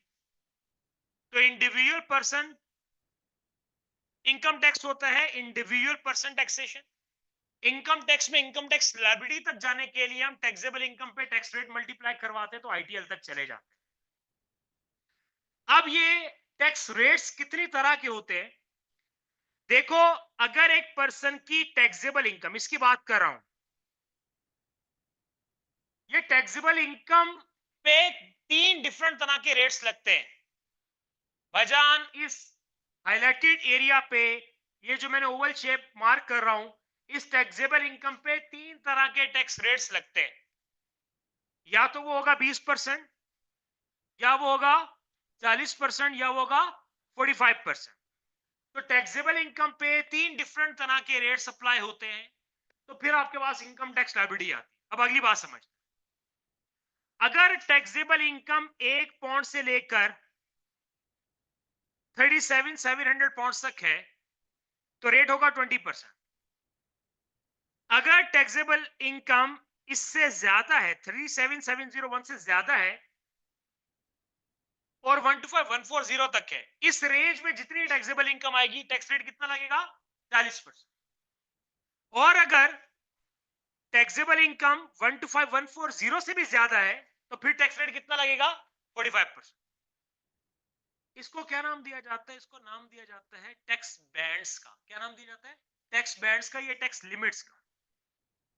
एक एक छोटा सा सवाल सुनिएगा फिर जवाब दीजिएगा। मैं बोल रहा हूं कि एक पर्सन की, इधर देखिएगा प्लीज तमाम लोग, कॉपी कुछ नहीं कीजिएगा, जब समझिएगा। मैंने कहा टैक्सेबल इनकम एक पर्सन की यहां पे आ गई 40,000। एक पर्सन की taxable income, I am just assuming, कितनी अमाउंट आ गई? 40,000। इस पे टैक्स रेट क्या होना चाहिए? मेरे प्यारों, इस पे दो रेट्स होने चाहिए। मैंने क्या नाम दिया इसको? बैंड्स का, या इसको नाम दिया जाता है लिमिट्स का। तो ऐसा नहीं है कि आपने देखा कि भाई टैक्सेबल इनकम 37,700 से ज्यादा तो डायरेक्टली 40% लगा दिया। ऐसा नहीं कर, या अगर ऐसा करो डायरेक्ट हो जाओगे तो एग्जामिनर भी डायरेक्ट हो जाएगा। आपने डायरेक्ट नहीं हो, तरतीब से चलना है, बैंड्स के मुताबिक चलना है, लिमिट्स के मुताबिक चलना है। अगर 40,000 की टैक्सेबल इनकम है, आप बोलोगे 37,700 तक टैक्स रेट अलग रहेगा। कितना परसेंट रहेगा? और जो भी एक्स्ट्रा इनकम है, ऊपर की इनकम है, आई डोंट नो कितनी है, 250, 2,500, 3,000 जितनी भी है, उस पर कितना रेट लगेगा? 40%। अब समझे? तो जो बैंड लिमिट्स है, ये बैंड लिमिट्स आपकी इस तरीके से देखा जाएगा तो एक पर्सन डिफरेंट तरह के टैक्स रेट्स पे टैक्स देता है। अगर एक बंदा जिसकी टैक्सेबल इनकम है ही 20,000, 40 की बजाय मैं कितना कर रहा हूं? 20,000, तो वो कितने परसेंट पे टैक्स देगा? 20%। अगर एक पर्सन की इनकम 37,700 से ज्यादा है लेकिन 125,140 से कम है तो वो कितने परसेंट पे टैक्स देगा? दो रेट्स पे, 20 पे और 40%। अब मैं बोलूं, एक ऐसा पर्सन है, आप फॉर एग्जांपल आप यूके में हो और आप पूरे साल में आपकी टैक्सेबल इनकम है 150,000 पाउंड, तो अब आप 20% पे टैक्स दोगे, 40 पे दोगे या 45 पे दोगे? तो आप बोलोगे तीनों पे दोगे। कुछ रेंज तक 20% का टैक्स, कुछ रेंज तक 40% टैक्स, और 125,140 से ऊपर 150,000 तक की जितनी इनकम है उसमें कितना परसेंट होगा? 45।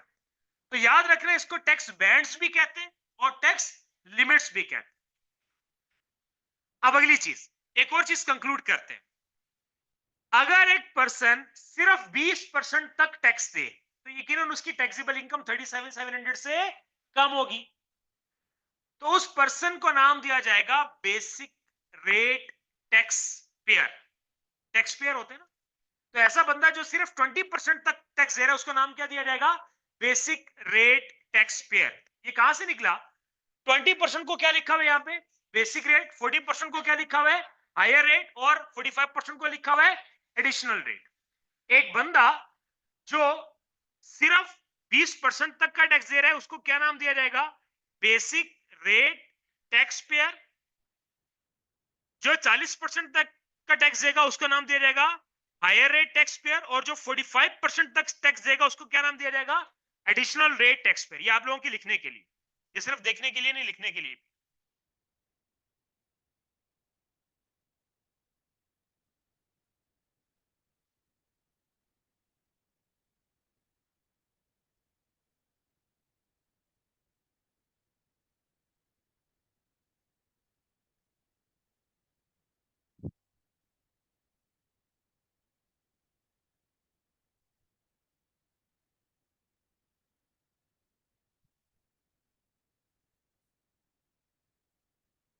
दोबारा से, इस स्लाइड पे हमने ये चीज सीखी कि किसी भी पर्सन के जब सोर्सेस ऑफ इनकम आते हैं, एड अप करके टोटल तक जाया जाता है। टोटल में से कुछ इनकम पे कोई टैक्स नहीं है जिसे पर्सनल अलाउंस कहा जाता है। पर्सनल अलाउंस की अमाउंट फिक्स है 12570, माइनस करने के बाद टैक्सेबल इनकम आएगी। टैक्सेबल इनकम वो इनकम होगी जिस पे टैक्स रेट लगने हैं और इनकम टैक्स लायबिलिटी तक जाना है। टैक्स रेट तीन तरह के हो सकते हैं, एक बेसिक रेट, दूसरा हायर रेट, तीसरा एडिशनल रेट। जो पर्सन 20% का टैक्स देगा वो बेसिक रेट टैक्स पेयर होगा। मैं अगर 40% तक टैक्स देता हूं तो मैं हायर रेट टैक्स पेयर हूं। और अगर आप 45% तक टैक्स देते तो आप एडिशनल रेट टैक्स पेयर है। राइट? ये टैक्स लिमिट्स भी ऑल्दो हमें याद हो जाएंगी, लेकिन फिर भी हम इतने घबराए हुए होते हैं एग्जाम में कि हमें अच्छी चीजें जो हमें बहुत ग्रिप भी है वो भी हम भूल रहे होते हैं।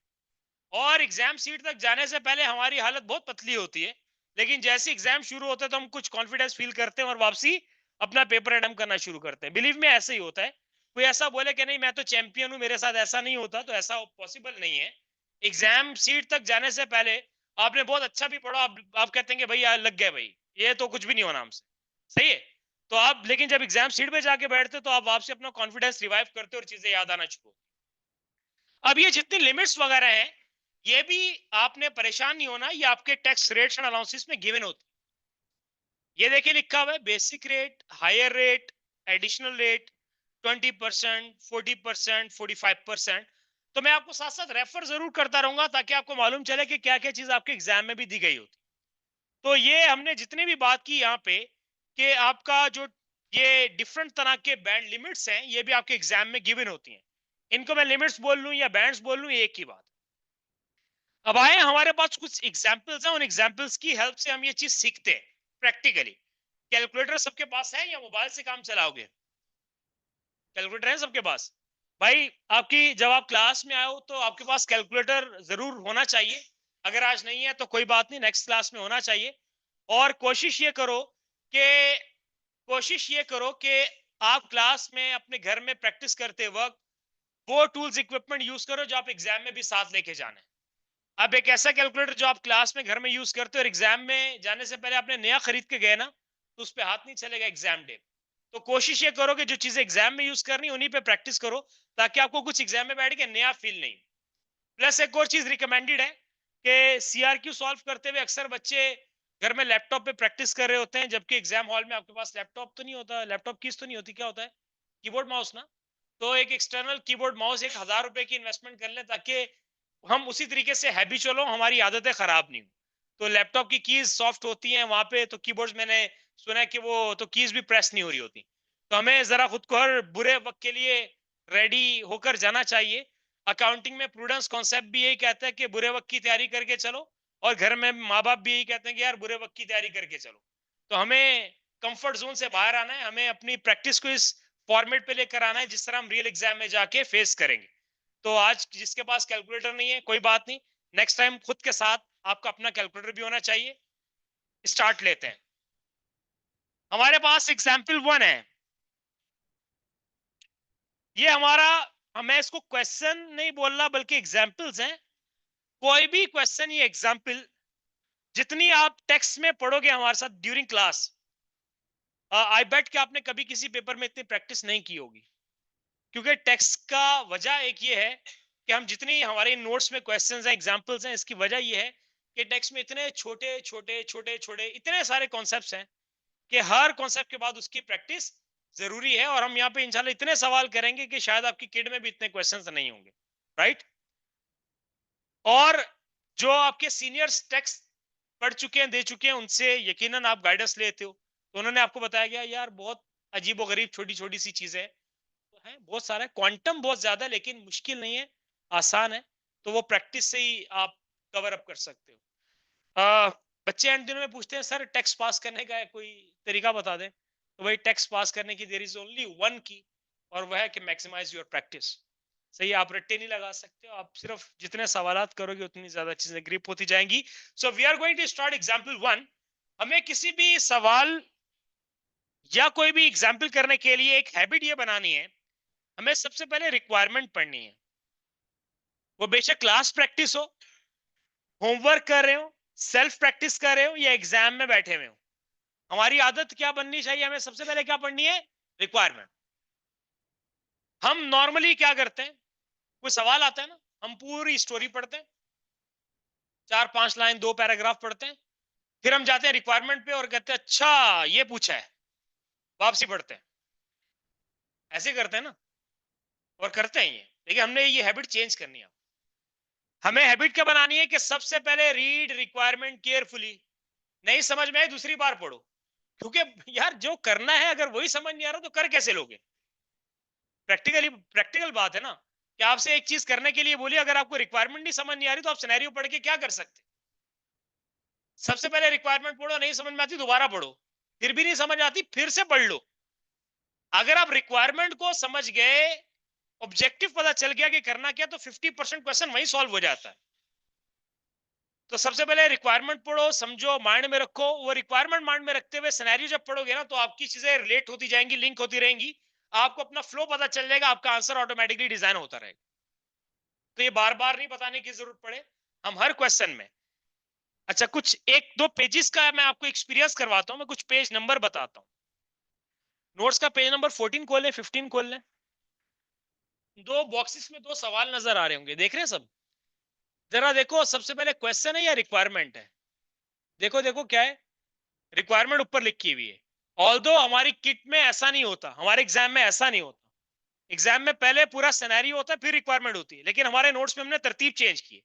हमने सबसे पहले क्या रखी है, रिक्वायरमेंट, फिर रखा सिनेरियो, ताकि ये हमारी आदत डेवलप हो जाए कि सबसे पहले आपने रिक्वायरमेंट पढ़नी है, फिर उस रिक्वायरमेंट के मुताबिक सिनेरियो पढ़ना, राइट? तो इस क्वेश्चन एग्जांपल की रिक्वायरमेंट है, we need to calculate the taxable income.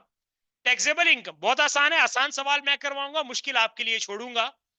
तो मेरे पास सबसे पहले हमें तमाम सोर्सेस को एड अप करके हमें क्या मिल रही होती है, टोटल इनकम में से हम एक चीज माइनस कर रहे होते हैं, जिसको क्या नाम दिया जाता है, पर्सनल अलाउंस।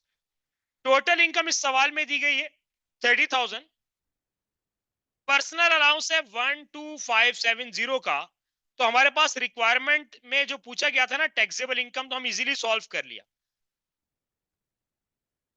17,430, तो ये हमारे लिए एग्जाम्पल 1 सॉल्व हो गई। हमें टैक्सेबल इनकम कैलकुलेट करना थी, so we found it as 17,430। यानी आपका आंसर बिल्कुल सही है।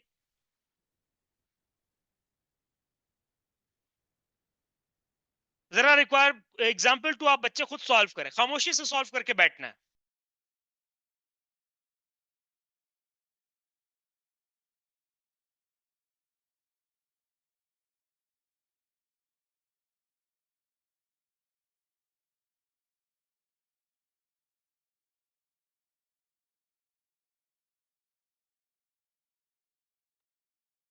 अच्छा, क्वेश्चन 2 की रिक्वायरमेंट भी वही है।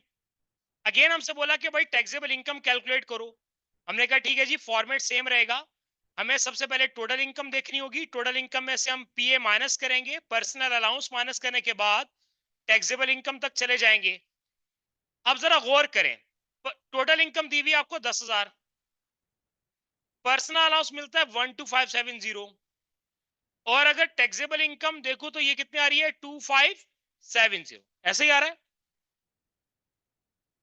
ऊपर टैक्सेबल इनकम थी 17,430, मतलब हमें इतनी अमाउंट पे टैक्स देना है।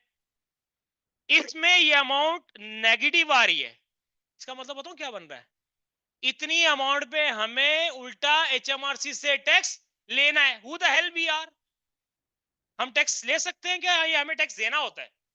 देना होता है ना, हम तो टैक्स पेयर हैं, टैक्स रिसीवर थोड़ी हैं। तो ये नेगेटिव अमाउंट बता रही है कि अब हमने टैक्स देना नहीं, बल्कि उल्टा एचएमआरसी से मांगते हैं, लाओ भी हमें टैक्स दे दो। ऐसा पॉसिबल है? जूते लगेंगे अगर ये कभी दिखाओगे तो। ये आप लिखो और लिख के क्रॉस कर लो कि भाई ऐसा पॉसिबल नहीं है। अगर कभी ऐसी सिचुएशन आ जाए कि आपकी इनकम कम हो, पर्सनल अलाउंस ज्यादा हो, तो पर्सनल अलाउंस को कम कर देना। इस 10,000 के साथ मैं लिखूंगा रिस्ट्रिक्टेड, रिस्ट्रिक्टेड पर्सनल अलाउंस। 10,000 की इनकम है, पर्सनल अलाउंस 12,570 है, लेकिन पूरा 12,570 नहीं लेना, रिस्ट्रिक्ट कर दो, जितनी इनकम है उतना ही पीए कर दो, ताकि आपकी टैक्सेबल इनकम नील हो जाए और नेगेटिव ना। तो ये सिर्फ इस एग्जाम्पल के लिए नहीं, बल्कि आइंदा कभी भी ऐसी सिचुएशन आए कि जहां पे इनकम कम हो, पर्सनल अलाउंस ज्यादा हो, तो पीए को कम कर देना, रिस्ट्रिक्टेड पर्सनल अलाउंस कर देना, ताकि टैक्सेबल इनकम नील हो जाए और नेगेटिव ना हो। इस सिचुएशन में हम टैक्स से बच गए, हमें कोई टैक्स देने की जरूरत नहीं है।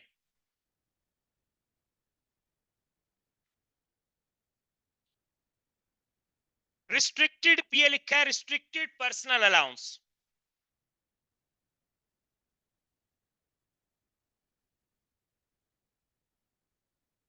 No, very good question. एक बच्चे ने पूछा कि सर इस दफा 10,000 की इनकम थी, तो हमने इस दफा सिर्फ 10,000 का पर्सनल अलाउंस यूज किया, तो जो बाकी बचा हुआ 2570, तो जो इस साल का बचा हुआ पर्सनल अलाउंस है, क्या ये अगले साल हम लेकर जा सकते हैं, कैरी फॉरवर्ड कर सकते हैं, ब्रॉड फॉरवर्ड ला सकते हैं? तो answer is no. Personal allowance हर साल की इटसेल्फ एक अमाउंट होती है, अगर यूज हो जाए या जितनी यूज हो जाए फाइन, अगर कुछ बच जाए तो उसको हम नेक्स्ट ईयर के लिए कैरी फॉरवर्ड नहीं कर सकते, क्योंकि अगले साल के इटसेल्फ अपना एक अलग से पर्सनल अलाउंस मौजूद होगा। आगे बढ़ते हैं। रिक्वायरमेंट 3, सॉरी एग्जाम्पल 3 आप लोग सॉल्व करें, take your time. You guys are solving example number 3. 2 minutes time.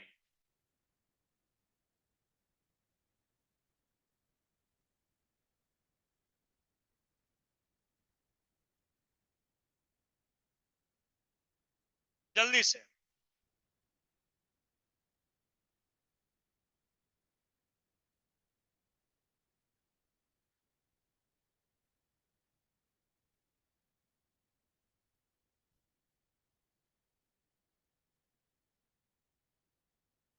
इस सवाल में टोटल इनकम दी हुई है 35,000, पर्सनल अलाउंस माइनस किया 12570, तो टैक्सेबल कितनी आ रही है? सॉरी 22। अब अगली चीज सुने, हमारी फर्स्ट बैंड लिमिट कहां से कहां तक होती है, याद है किसी को? 1 पॉइंट से लेकर कहां से कहां तक? 37,700 तक। Very right. मैंने फौरन से चेक किया कि मेरी टैक्सेबल इनकम इसी लिमिट में आ रही है कि 2 to 430 एक से ज्यादा है और 37,700 से कम है, तो इस लिमिट के अंदर ही ये 22430 आ रहा है, तो टैक्स रेट कितना होना चाहिए? 20%। इनकम टैक्स लायबिलिटी कितनी आ गई? 4486 would be your income tax liability. या था क्लियर कि हमारी टैक्सेबल इनकम हमारी फर्स्ट बैंड लिमिट से कम है, हमारी टैक्सेबल इनकम इस रेंज में है, तो जो टैक्सेबल इनकम इस रेंज में आ गई उस पे टैक्स रेट लगेगा 20%। So this 2 to 430 is a taxable income, इस पे 20% का टैक्स लगा, 4486 would be your income tax liability. अब आ जाए नेक्स्ट क्वेश्चन। हमारे पास एग्जांपल 4 में हमें कह रहा है कि आप सबसे पहले टोटल इनकम दी गई है 57850, इसमें से भी पर्सनल अलाउंस माइनस किया 12570 का, so you got the taxable income. How much is it? 45280। अब आओ वही बात दोबारा से चेक करते हैं, हमारी फर्स्ट बैंड लिमिट कहां से कहां तक होती है? 37,700 तक होती है। अब ये इनकम, टोटल टैक्सेबल इनकम इस लिमिट से ज्यादा है या कम है? यकीनन ज्यादा है। 45280 इज मोर देन 37,700, तो हमने कहा 45280 में से शुरू के 37,700 तक टैक्स रेट लगेगा 20%, 7540। अब अगली चीज समझ, फिर हम बोलेंगे कि अब इनकम 37701 से ज्यादा है, इससे अगली लिमिट लिखी, अगली अमाउंट लिखी, 37,700 तक तो 20% लग चुका था, इससे ज्यादा कहां तक जाना है? हमारी टोटल टैक्सेबल इनकम है कितनी? 45280। इन दोनों का डिफरेंस कितना आ रहा है? 7580। यहां तक टैक्स रेट लगेगा 40%, दैट इज 3032। इनको एडअप किया तो इनकम टैक्स लायबिलिटी अमाउंट 1057। आसान है मुश्किल? बहुत आसान। चले एग्जाम्पल 4 तक तो हम आ गए, एग्जाम्पल 5 आप जरा खुद ट्राई करें, एक दफा खामोशी से सॉल्व करके बैठ जाए, जब मैं पूछूं तो अपने आंसर्स फिर शेयर कीजिए।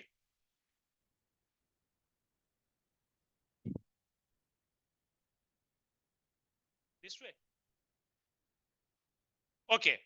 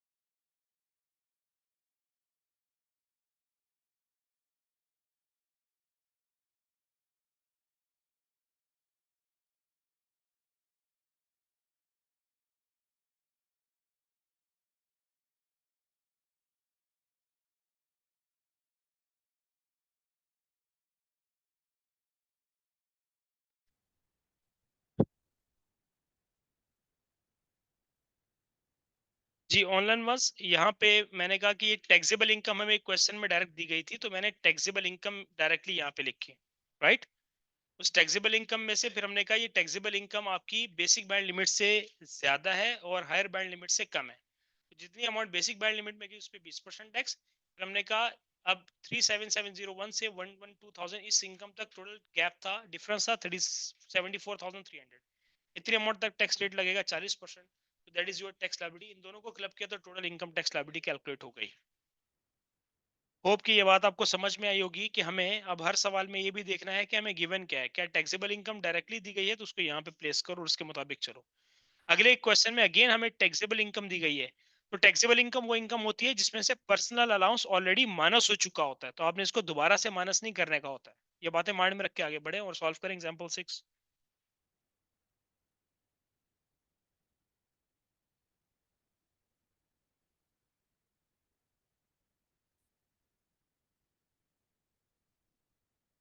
हो गया सॉल्व।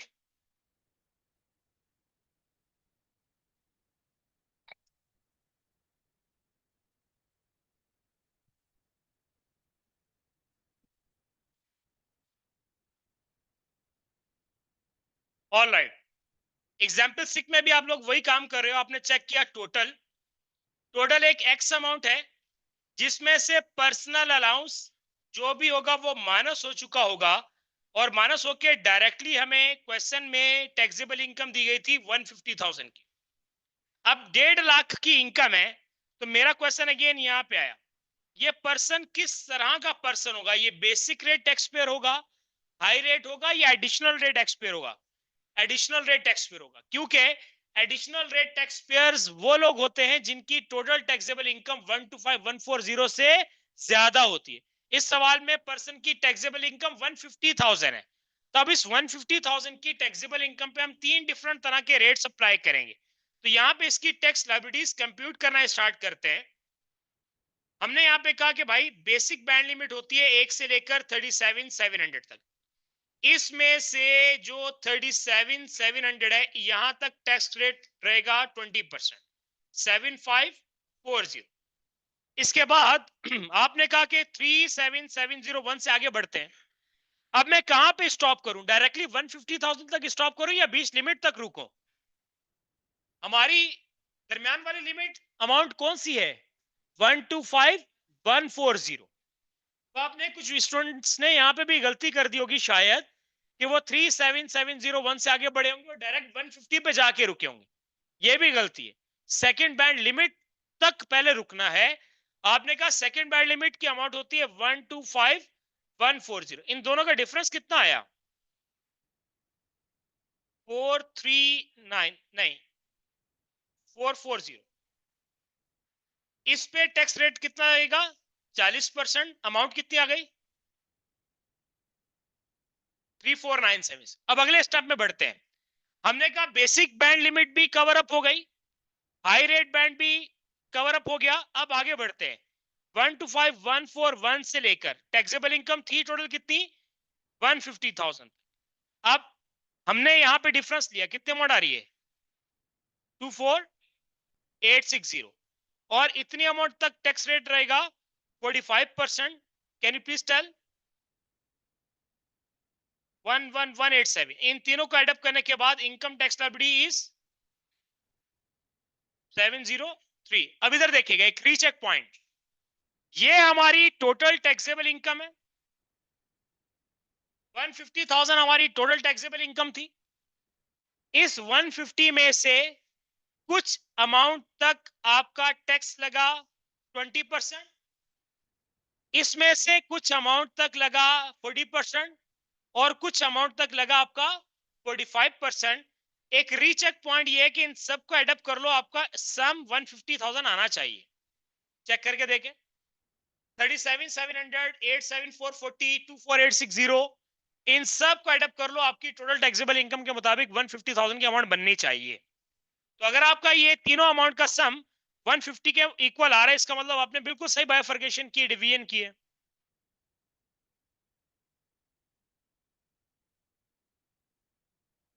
इसी पैटर्न को माइंड में रखते हुए मैं अपनी स्लाइड शो करूंगा, आप दो एग्जांपल्स आगे सॉल्व करेंगे।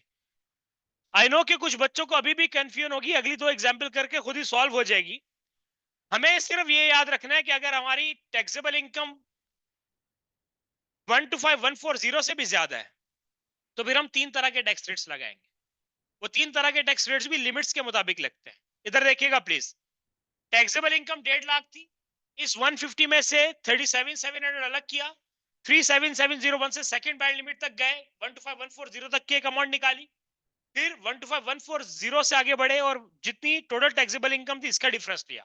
फिर बाद में इन तीनों अमाउंट्स का एड अप करके चेक किया कि ये 3 अमाउंट्स का सम जो बॉक्स में है, that would be equal to your total taxable income.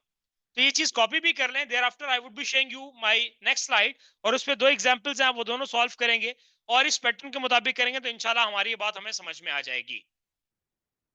ये कॉपी हो गया सबका? आवाज नहीं है, सबका कॉपी हो गया प्लीज? चले, लें जरा 4 मिनट 5 मिनट का टाइम लें, जरा दोनों एग्जांपल सॉल्व करें।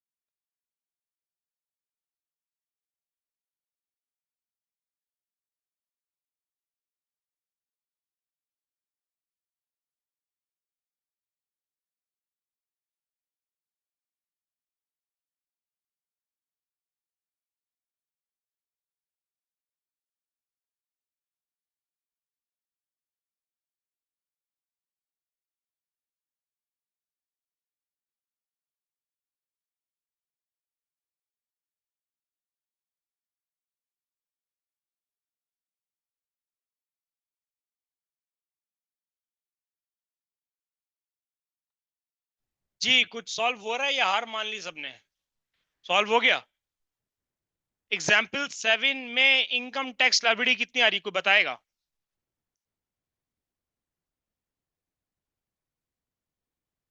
किसी और का कोई डिफरेंट आंसर है तो प्लीज मुझे बताइएगा जी।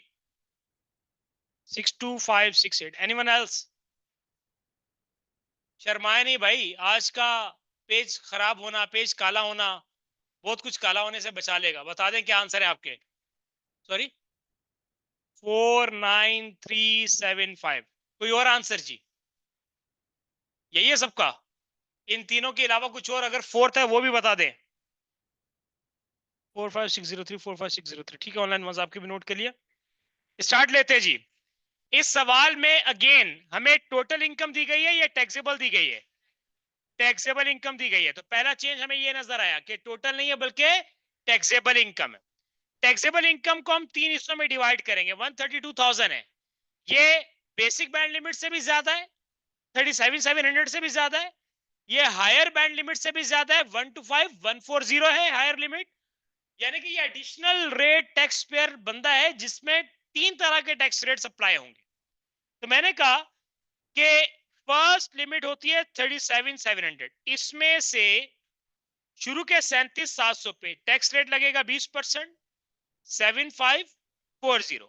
फिर 37,701 से आगे बढ़े, सेकंड बैंड लिमिट पे ब्रेक देना है, तो डिफरेंस कितना आ गया? 8,7,440 तक टैक्स रेट रहेगा 40%। दैट अमाउंट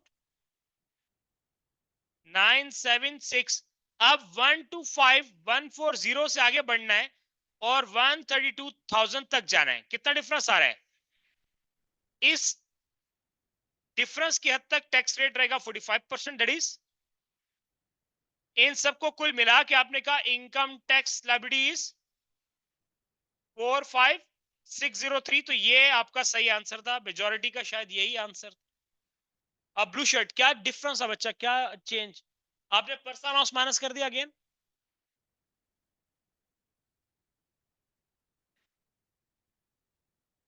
नहीं, ऐसा नहीं।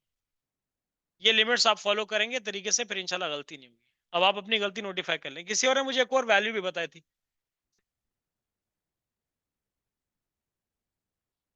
अब क्लियर है?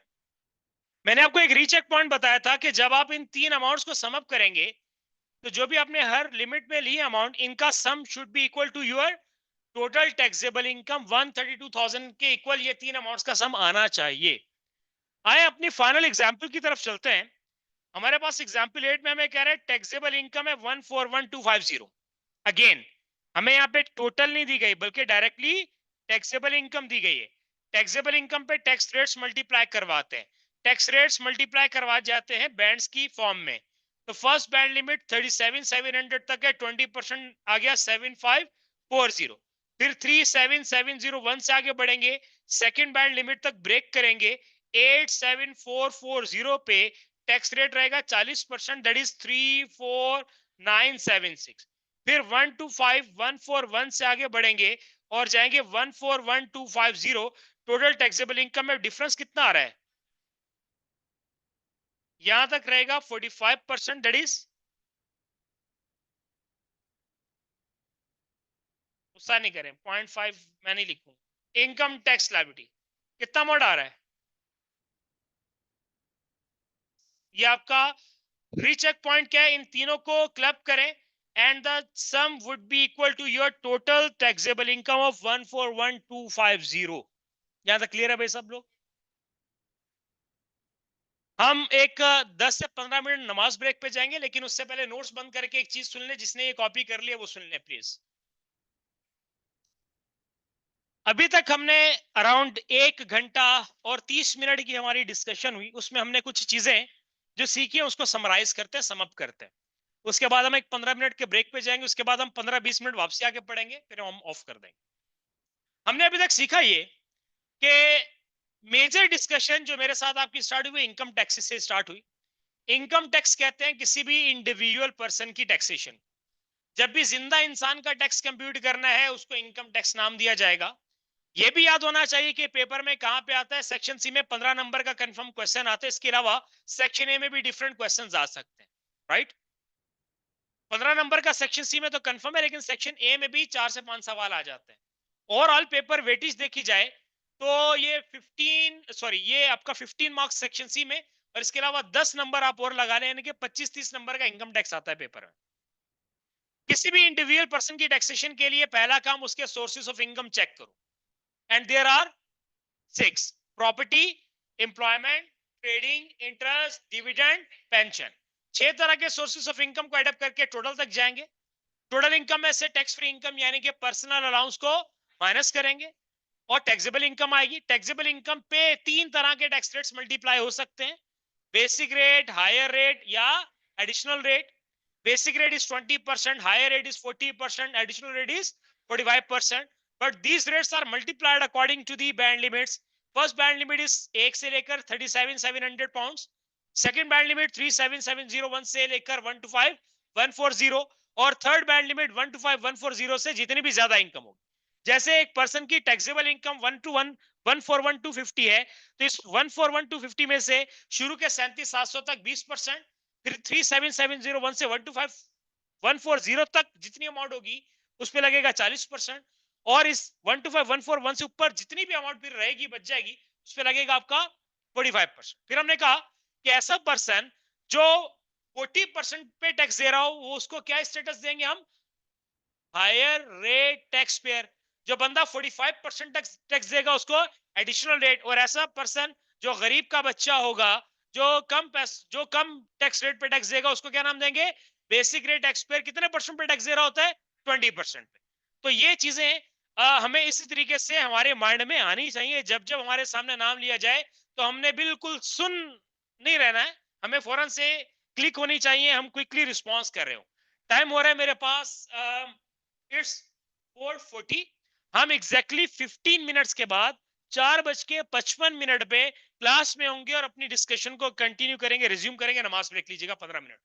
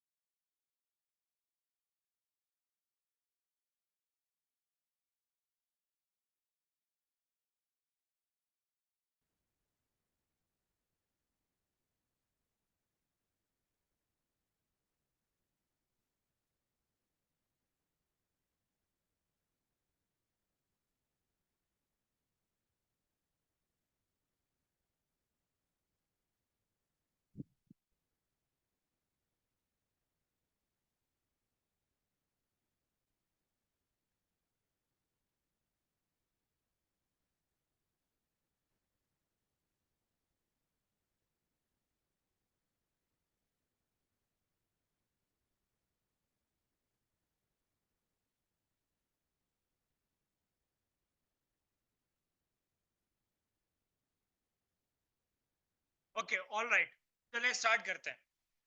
अच्छा देखें, तमाम लोग इधर प्लीज। अगर मैं आपसे बोलूं कि भाई अकाउंटिंग प्रॉफिट्स कैसे कैलकुलेट होते हैं, या सिंपल एक अकाउंटिंग पीएनएल किस तरीके से बनता है, तो हम सबको मालूम है। We are talking about sole trader business, right? We are not talking about a company, we are talking about a sole trader business. तो एक सोल ट्रेडर बिजनेस अपने अकाउंटिंग प्रॉफिट्स किस तरीके से बना रहा होता है, कैलकुलेट कर रहा होता है। वो सबसे पहले अपने पास सेल्स रिपोर्ट कर रहा होता है। प्लीज मेक मी करेक्ट, क्योंकि अकाउंटिंग से काफी दूर हूं मैं, तो आप तो अकाउंटिंग से नजदीक है, आपको याद होनी चाहिए चीजें। सेल्स में से वो कॉस्ट ऑफ गुड्स सोल्ड को ऐड करना होता है या माइनस करना होता है? माइनस करना होता है, तो हमारे पास क्या चीज आती है? Gross profit. कॉपी थोड़ी देर के लिए नहीं कीजिएगा, कॉपी नहीं कीजिएगा, थोड़ी देर समझिएगा, एक बड़ी इंपॉर्टेंट डिस्कशन और नेक्स्ट क्लास के लिए बेस बनाने जा रहा हूं। तो ये उसके लिए ये डिस्कशन बहुत इंपॉर्टेंट है। अकाउंटिंग प्रॉफिट्स या अकाउंटिंग पीएनएल कैसे बनता है? अकाउंटिंग पीएनएल में अकाउंटिंग प्रॉफिट्स कैलकुलेट करने के लिए आप सेल्स में से कॉस्ट ऑफ गुड्स सोल्ड को माइनस करते हो तो ग्रॉस प्रॉफिट आता है।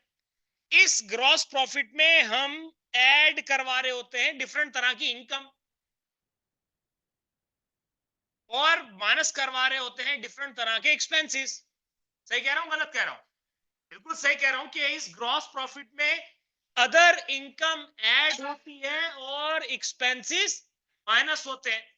इस ग्रॉस प्रॉफिट में इनकम किस तरीके की ऐड होती है? फॉर एग्जांपल, आप एक सोल ट्रेडर बिजनेस से आपने कहीं पे इन्वेस्टमेंट्स की हुई थी, तो इन्वेस्टमेंट से आपको क्या मिल रहा है? इंटरेस्ट। तो आपने ग्रॉस प्रॉफिट में एडअप करवा दिया। फॉर एग्जाम्पल, आप एक सोल ट्रेडर बिजनेस हो, आपने कुछ नॉन करंट एसेट बेचे। अकाउंटिंग में नॉन करंट एसेट बेचने पे हम जब बुक वैल्यू को डिस्पोजल प्रोसीड से कंपेयर करते हैं तो गेन या लॉस आता है ना भाई। उस गेन या लॉस को हम क्या करते हैं? अगर गेन होता है तो ग्रॉस प्रॉफिट में एडअप करवाते हैं। तो हमने कहा इस ग्रॉस प्रॉफिट में कुछ आइटम्स ऐड हो रहे होते हैं। For example interest income, for example gain on disposal. ये मैं कुछ एग्जांपल्स ले रहा हूं, मैं पूरी पीएनएल नहीं लिख रहा। मुझे जो समझाना है मैं उस तक थोड़ी देर में पहुंच जाऊं। हमने ऊपर जो लोग देर से हैं वो जरा गौर से सुनिएगा। हमने एक हेडिंग मार्क की अकाउंटिंग प्रॉफिट्स। यानी कि किसी भी बिजनेस का अकाउंटिंग पीएनएल कैसे बनता है। अकाउंटिंग पीएनएल के लिए आप सेल्स देखते हो, सीओजीएस को माइनस करते हो, ग्रॉस प्रॉफिट आता है, उसमें अदर इनकम ऐड करते हो। अदर इनकम में मैंने दो एग्जांपल्स ले लिए अपने पास, एक मैंने लिखा इंटरेस्ट इनकम, दूसरा मैंने लिखा गेन ऑन डिस्पोजल। तो हम अपने पीएनएल में हमेशा गेन ऑन डिस्पोजल को ऐड करवाते हैं, अगर लॉस होता तो यकीनन यहां से माइनस हो जाता। अब इसके अलावा अब आए दो एक एग्जांपल एक्सपेंसेस की भी लेते हैं। हम इस ग्रॉस प्रॉफिट में से कुछ एक्सपेंसेस माइनस कर रहे होते हैं। फॉर एग्जाम्पल रेंटल एक्सपेंस, या मैं इसको लिख देता हूं सैलरीज, मैं इसको लिख देता हूं डेप्रिसिएशन। मालूम है ना डेप्रिसिएशन क्या चीज होती है? Depreciation is an expense. For example मैं लिख देता हूं customer entertainment, bad debt expense. एक लंबी लिस्ट है, हम डिफरेंट तरह के एक्सपेंसेस यहां से माइनस करवा रहे होते हैं। तो इधर देखना, एक हमारे पास फिर एक प्रॉफिट आता है जिसे हम नाम देते हैं अपने पास नेट प्रॉफिट। भजन यही काम हो रहा होता है ना ऐसे ही, कुछ नया तो नहीं है ना, या कुछ ऐसा तो नहीं जो हमने मेजर आइटम्स में स्किप किया हो भाई। सेल्स, ग्रॉस प्रॉफिट और एक्सपेंसेस और इनकम वगैरह के बाद नेट प्रॉफिट। अब आए customer entertainment, ENT stands for entertainment, right. अब मैं आपको जो सिखाना ये चाह रहा हूं, पीछे हमने कहा था सोर्सेस ऑफ इनकम में हम ऐड करते हैं डिफरेंट तरह के सोर्सेस, जिसमें प्रॉपर्टी भी है, एम्प्लॉयमेंट भी है, ट्रेडिंग भी है। ट्रेडिंग को हमने बिजनेस इनकम लिखा था। फिर इंटरेस्ट इनकम है, डिविडेंड इनकम है, पेंशन इनकम है। तो मेरा एजेंडा, मेरा ऑब्जेक्टिव है कि मैं इस पे डिस्कशन करूं, इस पे कुछ बात करें, उसके लिए मैंने अपनी डिस्कशन स्टार्ट की। अभी जो ट्रेडिंग इनकम है, ये बेसिकली नेट प्रॉफिट्स है। ये कौन सी इनकम है? ये नेट प्रॉफिट्स है। लेकिन क्या एग्जैक्टली यही वाली अमाउंट उठा के वहां पे पोस्ट कर दूं? गौर से सुनिएगा।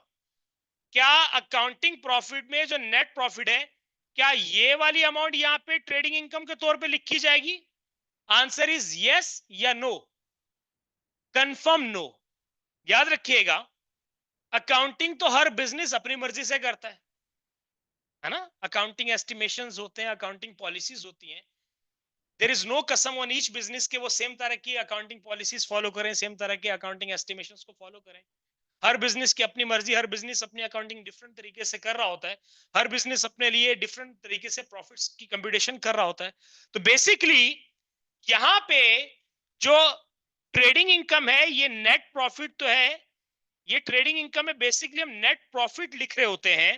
लेकिन ये कौन से वाला नेट प्रॉफिट होता है? क्या ये अकाउंटिंग वाला नेट प्रॉफिट होता है?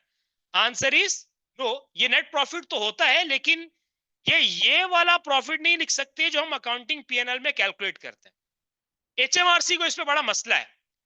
वो कहते हैं कि हम आपके इस प्रॉफिट को मानते ही नहीं है।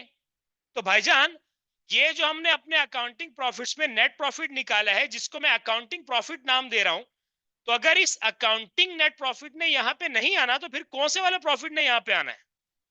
तो भाई याद रखना, यहां पे जो ट्रेडिंग इनकम है, ये कौन सी इनकम होनी चाहिए?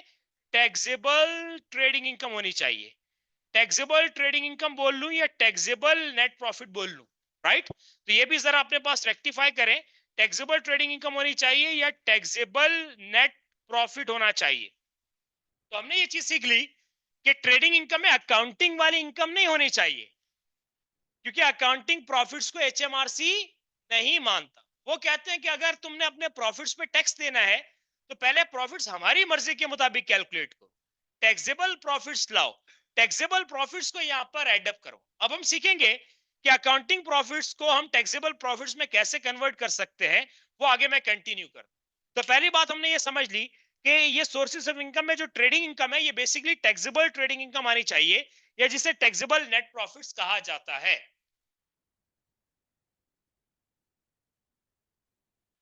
जी बिल्कुल। तब भी नहीं मान रहे, उसकी वजह वही लॉजिक्स देने लगा हूं। अब बच्चा इधर देखिएगा प्लीज, अब 2 मिनट के लिए स्टॉप राइटिंग। अब आ जाए जरा समझ ले लॉजिकल लॉजिकल डिस्कशन आगे। हमें अकाउंटिंग प्रॉफिट्स नहीं चाहिए, हमें कौन से प्रॉफिट्स चाहिए? टैक्सेबल प्रॉफिट्स चाहिए। अकाउंटिंग प्रॉफिट्स वो प्रॉफिट्स हैं जो हर बिजनेस ने अपनी अकाउंटिंग अपनी मर्जी के मुताबिक कैलकुलेट किए। लेकिन टैक्स अकाउंटिंग प्रॉफिट्स पे नहीं लगता, बल्कि टैक्स लगाने के लिए कौन से प्रॉफिट्स चाहिए होते हैं? Taxable profits. याद रखिएगा मेरे प्यारो, कि टैक्सेशन पर्पसेस के लिए टैक्स अकाउंटिंग प्रॉफिट्स पे नहीं लगता, बल्कि टैक्स आपके टैक्सेबल प्रॉफिट्स पे लगता है। अब अकाउंटिंग प्रॉफिट्स को टैक्सेबल प्रॉफिट्स में कन्वर्ट कैसे किया जाए, क्योंकि हम अकाउंटिंग वाले प्रॉफिट्स तो यहाँ पे नहीं रख सकते। यहाँ पे प्लेस करने के लिए तो हमें कौन से वाले प्रॉफिट चाहिए अपने पास? टैक्सेबल प्रॉफिट्स या टैक्सेबल ट्रेडिंग इनकम या टैक्सेबल नेट प्रॉफिट चाहिए। तो अगर अकाउंटिंग प्रॉफिट को हम वहां पे प्लेस नहीं कर सकते, तो इस अकाउंटिंग प्रॉफिट को हम कैसे कन्वर्ट करें, किस तरीके से अपना ये टैक्सेबल प्रॉफिट कंप्यूट करें कि इसको हम अपने पास सोर्सेस ऑफ इनकम में एडअप करवाएं। तो याद रखिएगा, इस नेट प्रॉफिट से स्टार्ट लेना है। स्टार्ट इसी नेट प्रॉफिट से लेना है जो आपकी क्वेश्चन में दिया गया होगा। इधर देखिएगा, प्लीज स्टॉप राइटिंग। इस नेट प्रॉफिट में you would be making different तरह की टैक्स एडजस्टमेंट्स। अकाउंटिंग प्रॉफिट्स आपको नॉर्मली गिवन होते हैं। इस अकाउंटिंग प्रॉफिट में आप अकाउंटिंग नेट प्रॉफिट्स में डिफरेंट तरह की टैक्स एडजस्टमेंट्स कर रहे होते हैं, और ये सारी टैक्स एडजस्टमेंट्स करने के बाद फाइनली हमें मिल रहे होते हैं, अपनी रिक्वायर्ड चीज मिल रही होती है। क्या चीज मिल रहे होते हैं अपने पास? Taxable profits. अब जो सोर्सेस ऑफ इनकम में जाने हैं, वो ये टैक्सेबल प्रॉफिट्स जाने जो फाइनली हमारे पास कंप्यूट हो। यहां तक सही है भाई तमाम बच्चे? अब आए लॉजिकल डिस्कशन करते कि why these accounting profits are not accepted for taxation purposes. के टैक्स वालों ने इस अकाउंटिंग नेट प्रॉफिट को जो येलो हाइलाइटेड है इसको क्यों एक्सेप्ट नहीं किया? उनको इस अमाउंट तक आते आते बहुत सारी चीजों पे इशू है, उन्हें फड्डा है, उनका अकाउंटिंग और अपने टैक्स लॉ से उनका मसला है। वो कहते हैं आपने अपनी अकाउंटिंग जैसे भी की है वो आपकी मर्जी, लेकिन जब टैक्स देने की बारी आएगी तो हमारी मर्जी के मुताबिक टैक्स देना है आपने। पहले तो हमारी मर्जी के मुताबिक प्रॉफिट्स कैलकुलेट करो, और फिर उन प्रॉफिट्स पे आपने टैक्स कंप्यूट करना है, उसको सोर्सेस ऑफ इनकम का पार्ट बनाना है।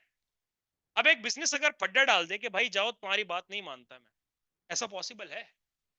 आप यूके में ऑपरेट कर रहे हो, आप बोल रहे हो नहीं मैं तो अपनी मर्जी से जो अकाउंटिंग कर रहा हूं, अकाउंटिंग में रहते हुए ये जो मेरा प्रॉफिट आ रहा है मैं तो इसी पे टैक्स दूंगा। क्या एचएमआरसी आपको ऐसा करने देगी? आप फिर भी अड़े रहे तो क्या होगा? फिर आपका बिजनेस ही बंद होगा, धंधा बंद हो जाएगा, क्योंकि आप टैक्स लॉस को सुपरसीड नहीं कर सकते। उस कंट्री में ऑपरेट करना है तो उस कंट्री के लॉस को फॉलो करना है। तो हमें अगर इज्जत से अपना काम कारोबार करना है तो हमें उस कंट्री के टैक्स लॉस को फॉलो करना पड़ेगा। अब वो हमसे क्यों ऐसा चाह रहे हैं, अब उसकी मैं वन बाय वन डिस्कशन कर रहा हूं।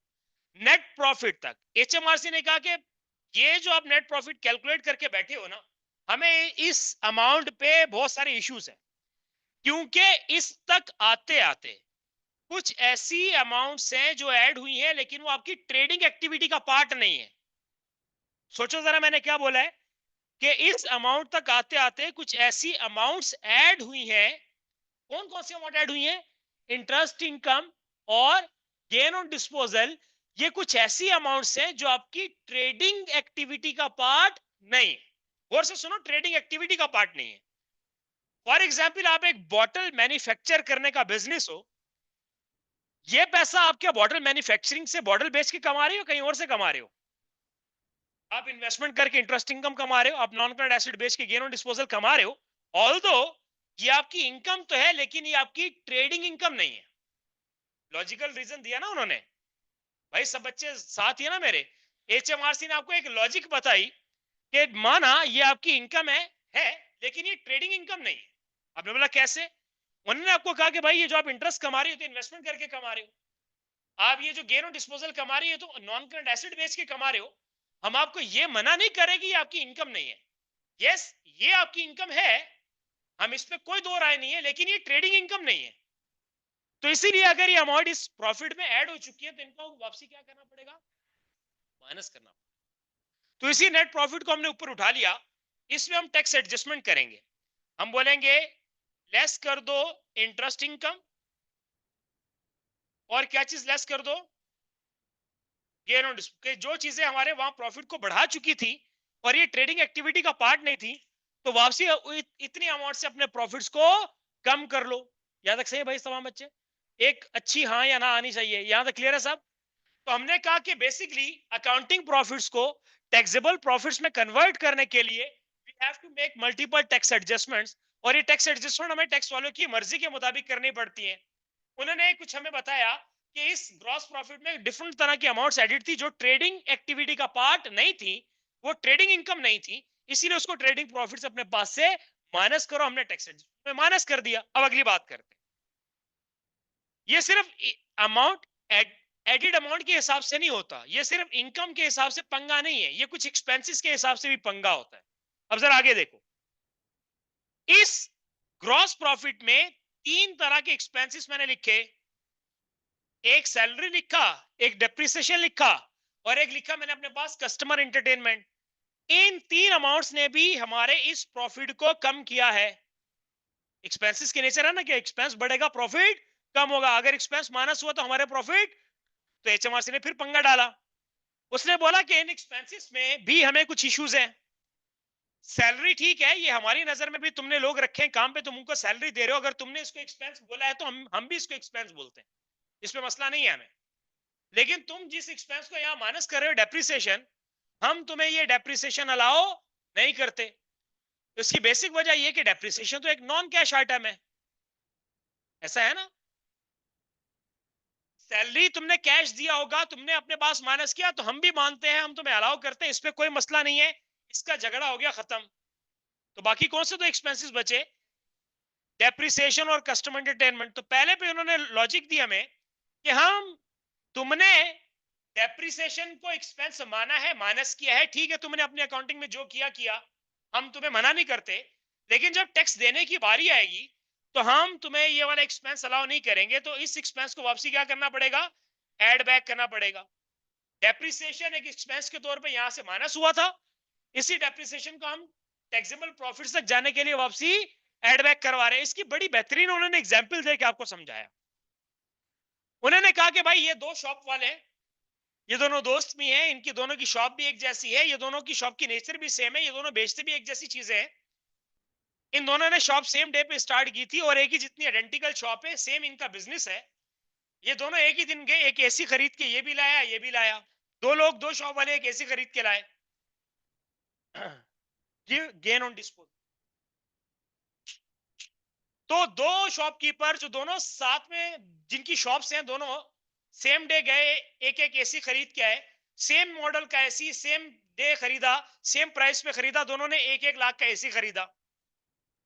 लेकिन डेप्रिसिएशन कैलकुलेट करना तो हर बिजनेस की मर्जी है ना। डेप्रिसिएशन अकाउंटिंग पॉलिसी है या अकाउंटिंग एस्टिमेशन है, एस्टिमेशन है। इन्होंने डिसाइड किया कि भाई मैं इस एसी को डेप्रिशिएट करूंगा 10 साल पे, तो 1 लाख डिवाइडेड बाय 10 इयर्स, कितना आ गया, 10,000 पर ईयर। इन्होंने डेप्रिसिएशन ले ली 10,000 की। दूसरे ने बोला कि नहीं, I would be depreciating this AC at the reducing balance method at 25%। तो इनकी पूरे साल की डेप्रिसिएशन ईयर 1 की कितनी होगी, 25,000। 1 लाख का 25%, 25,000। अब एचएमआरसी पागल हो जाता है ऐसी चीजें देख के। वो कहते हैं कि अल्लाह, दोनों सेम बिजनेस, दोनों ने सेम डे एक ही अमाउंट के एसी खरीदा, सेम प्राइस का खरीदा, साल के बाद एक बंदा उठा के आ रहा है भाई मेरी डेप्रिसिएशन है 10,000 की, और दूसरा बंदा ला रहा है नहीं नहीं मेरी डेप्रिसिएशन है सेम एसेट की 25,000 की। वो कहते हैं भाड़ में जाओ, हम किसी की डेप्रिसिएशन को नहीं मानते, जिसने जितना डेप्रिसिएशन माइनस किया है उसको वापसी अपने पास एड बैक करवाओ। ये वजह accounting estimation can be different for every business. तो एचएमआरसी वाले कहते हैं हम सबको एक जैसा ट्रीट करेंगे, तुम लोगों ने जो जो अपनी अपनी डेप्रिसिएशन एक्स वाई जी अमाउंट यहां से माइनस किए हैं, वो एक्स वाई जी अमाउंट जाके वापसी एड बैक करवाओ, क्योंकि हम अकाउंटिंग वाली डेप्रिसिएशन को तो मानते ही नहीं है।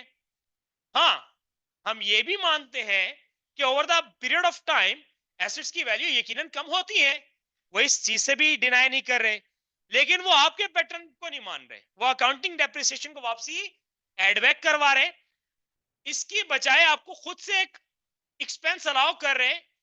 और क्या कह रहे हैं कि डेप्रिसिएशन की बजाय हमारे मुताबिक डेप्रिसिएशन कैलकुलेट कर लो, तो जो टैक्स वालों की मर्जी के मुताबिक की डेप्रिसिएशन होती है उसको क्या नाम दिया जाता है, कैपिटल अलाउंस।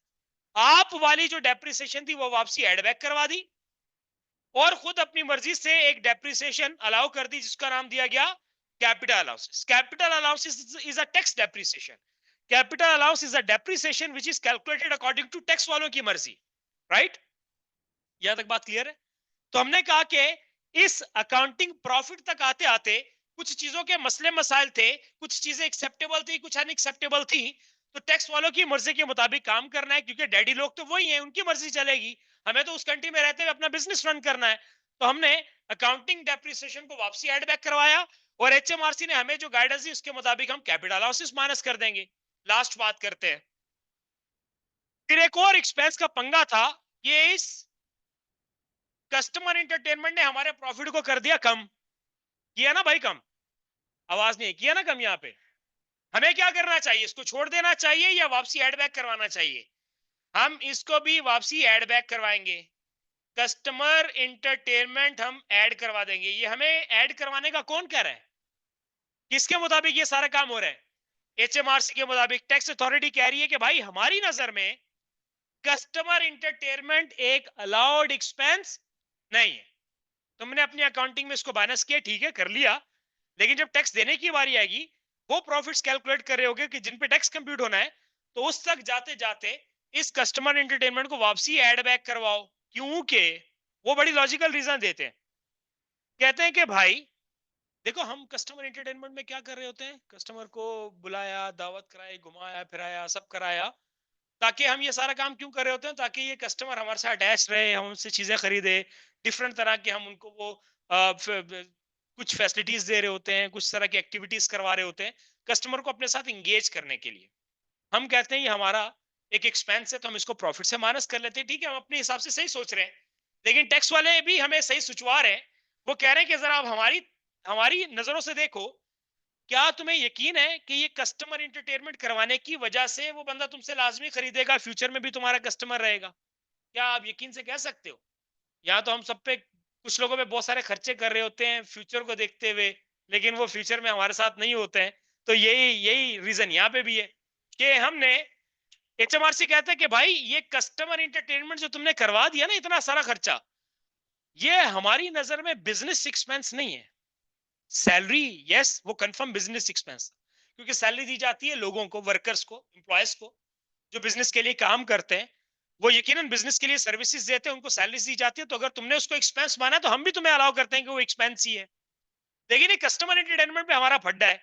कस्टमर एंटरटेनमेंट पे दुकान वाला कह रहा है ये मेरा एक्सपेंस है, लेकिन एचएमआरसी वाला कह रहा है ये तुम्हारा एक्सपेंस नहीं है, because this expense is not pertaining to your trading activity. तो इसीलिए इसको वापसी अपने पास एड बैक करवाओ। तो बेसिकली हमने क्या समझा कि हमें अकाउंटिंग प्रॉफिट्स में डिफरेंट तरह की टैक्स एडजस्टमेंट्स करना होती हैं। इन टैक्स एडजस्टमेंट्स को करने के बाद हम टैक्सेबल प्रॉफिट्स तक जाते हैं, और इन टैक्सेबल प्रॉफिट्स को देयर आफ्टर हम अपने पास सोर्सेस ऑफ इनकम का पार्ट बना रहे होते हैं।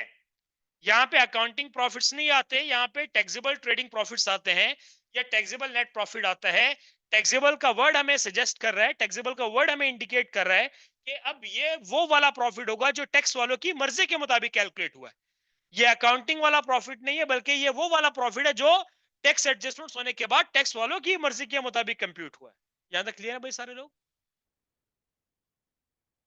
नहीं, इनकम टैक्स सोल ट्रेडर की बात करें ना जी। दुकान दुकान दो शॉप्स का नाम लिया ना मैंने, दो लोग अपनी शॉप रन कर रहे हैं, राइट?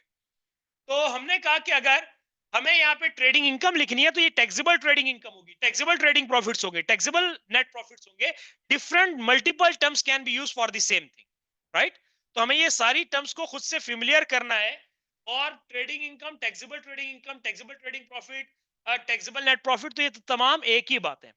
अब अगर हमारे कभी क्वेश्चन में हमें सिंपल वाली नेट प्रॉफिट दिए होंगे, अकाउंटिंग प्रॉफिट दिए होंगे, तो हमारा सबसे पहला काम ये होना चाहिए कि इस अकाउंटिंग प्रॉफिट्स को हम सबसे पहले टैक्सेबल प्रॉफिट्स में कन्वर्ट करें।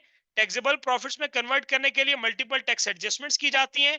वो टैक्स एडजस्टमेंट्स करने के बाद हम टैक्सेबल प्रॉफिट्स पे जा रहे होते हैं। ये यकीनन वो प्रॉफिट्स होते हैं जो टैक्स वालों की मर्जी के मुताबिक कैलकुलेट हुए होते हैं, और फिर इनको हम जाके सोर्सेज ऑफ इनकम एडअप करवा रहे होते हैं।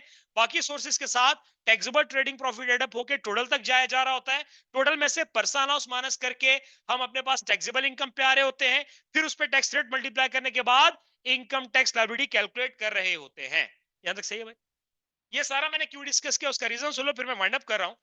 जिन बच्चों के पास नोट्स आ गए, वो क्या जरा इंडेक्स देख सकते हैं? शुरू में कुछ चैप्टर वाइज इंडेक्स दिया हुआ है, देख सकते हो?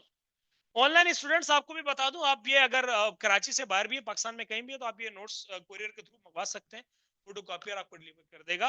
अब देखिए ये ट्रेडिंग इनकम वाला चैप्टर कोई नजर आ रहा है? नंबर 1 2 3 ये इनकम टैक्स की हेडिंग चल रही है।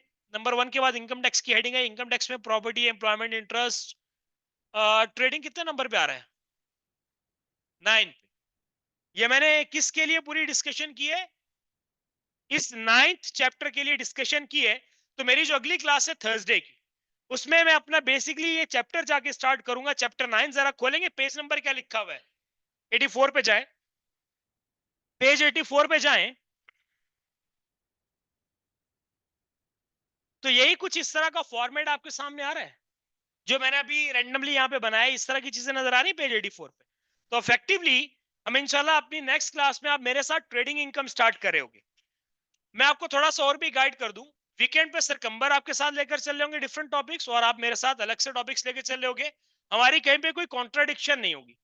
ऐसा नहीं है कि उनकी वजह से हम कहीं रुके होंगे या मेरी वजह से सर कहीं रुके होंगे, ऐसा नहीं होगा। अगर मैं 9th चैप्टर से स्टार्ट करूंगा ट्रेडिंग इनकम से, तो इसका मतलब बाकी प्रॉपर्टी और शुरू वाले कौन लेकर चलेगा आपको? सर कंबर लेकर चल रहे हो, राइट? तो इंशाल्लाह मिलते हैं ऑन थर्सडे, सेम टाइम है 3 to 6:30 तक हमारी क्लास होगी। एक हम्बल रिक्वेस्ट ये है कि आने से पहले एक दफा इन चीजों को सिर्फ एक नजर देख कर जरूर आइएगा। बिल्कुल खाली जहन लेकर नहीं आना। जो आज हमने पढ़ा है थोड़ा सा माइंड में बिठा कर आइएगा। टेक केयर एंड अल्लाह हाफिज। Online students, if you have any query and clarity question, you may please ask. And if you are clear, then we can conclude today's session.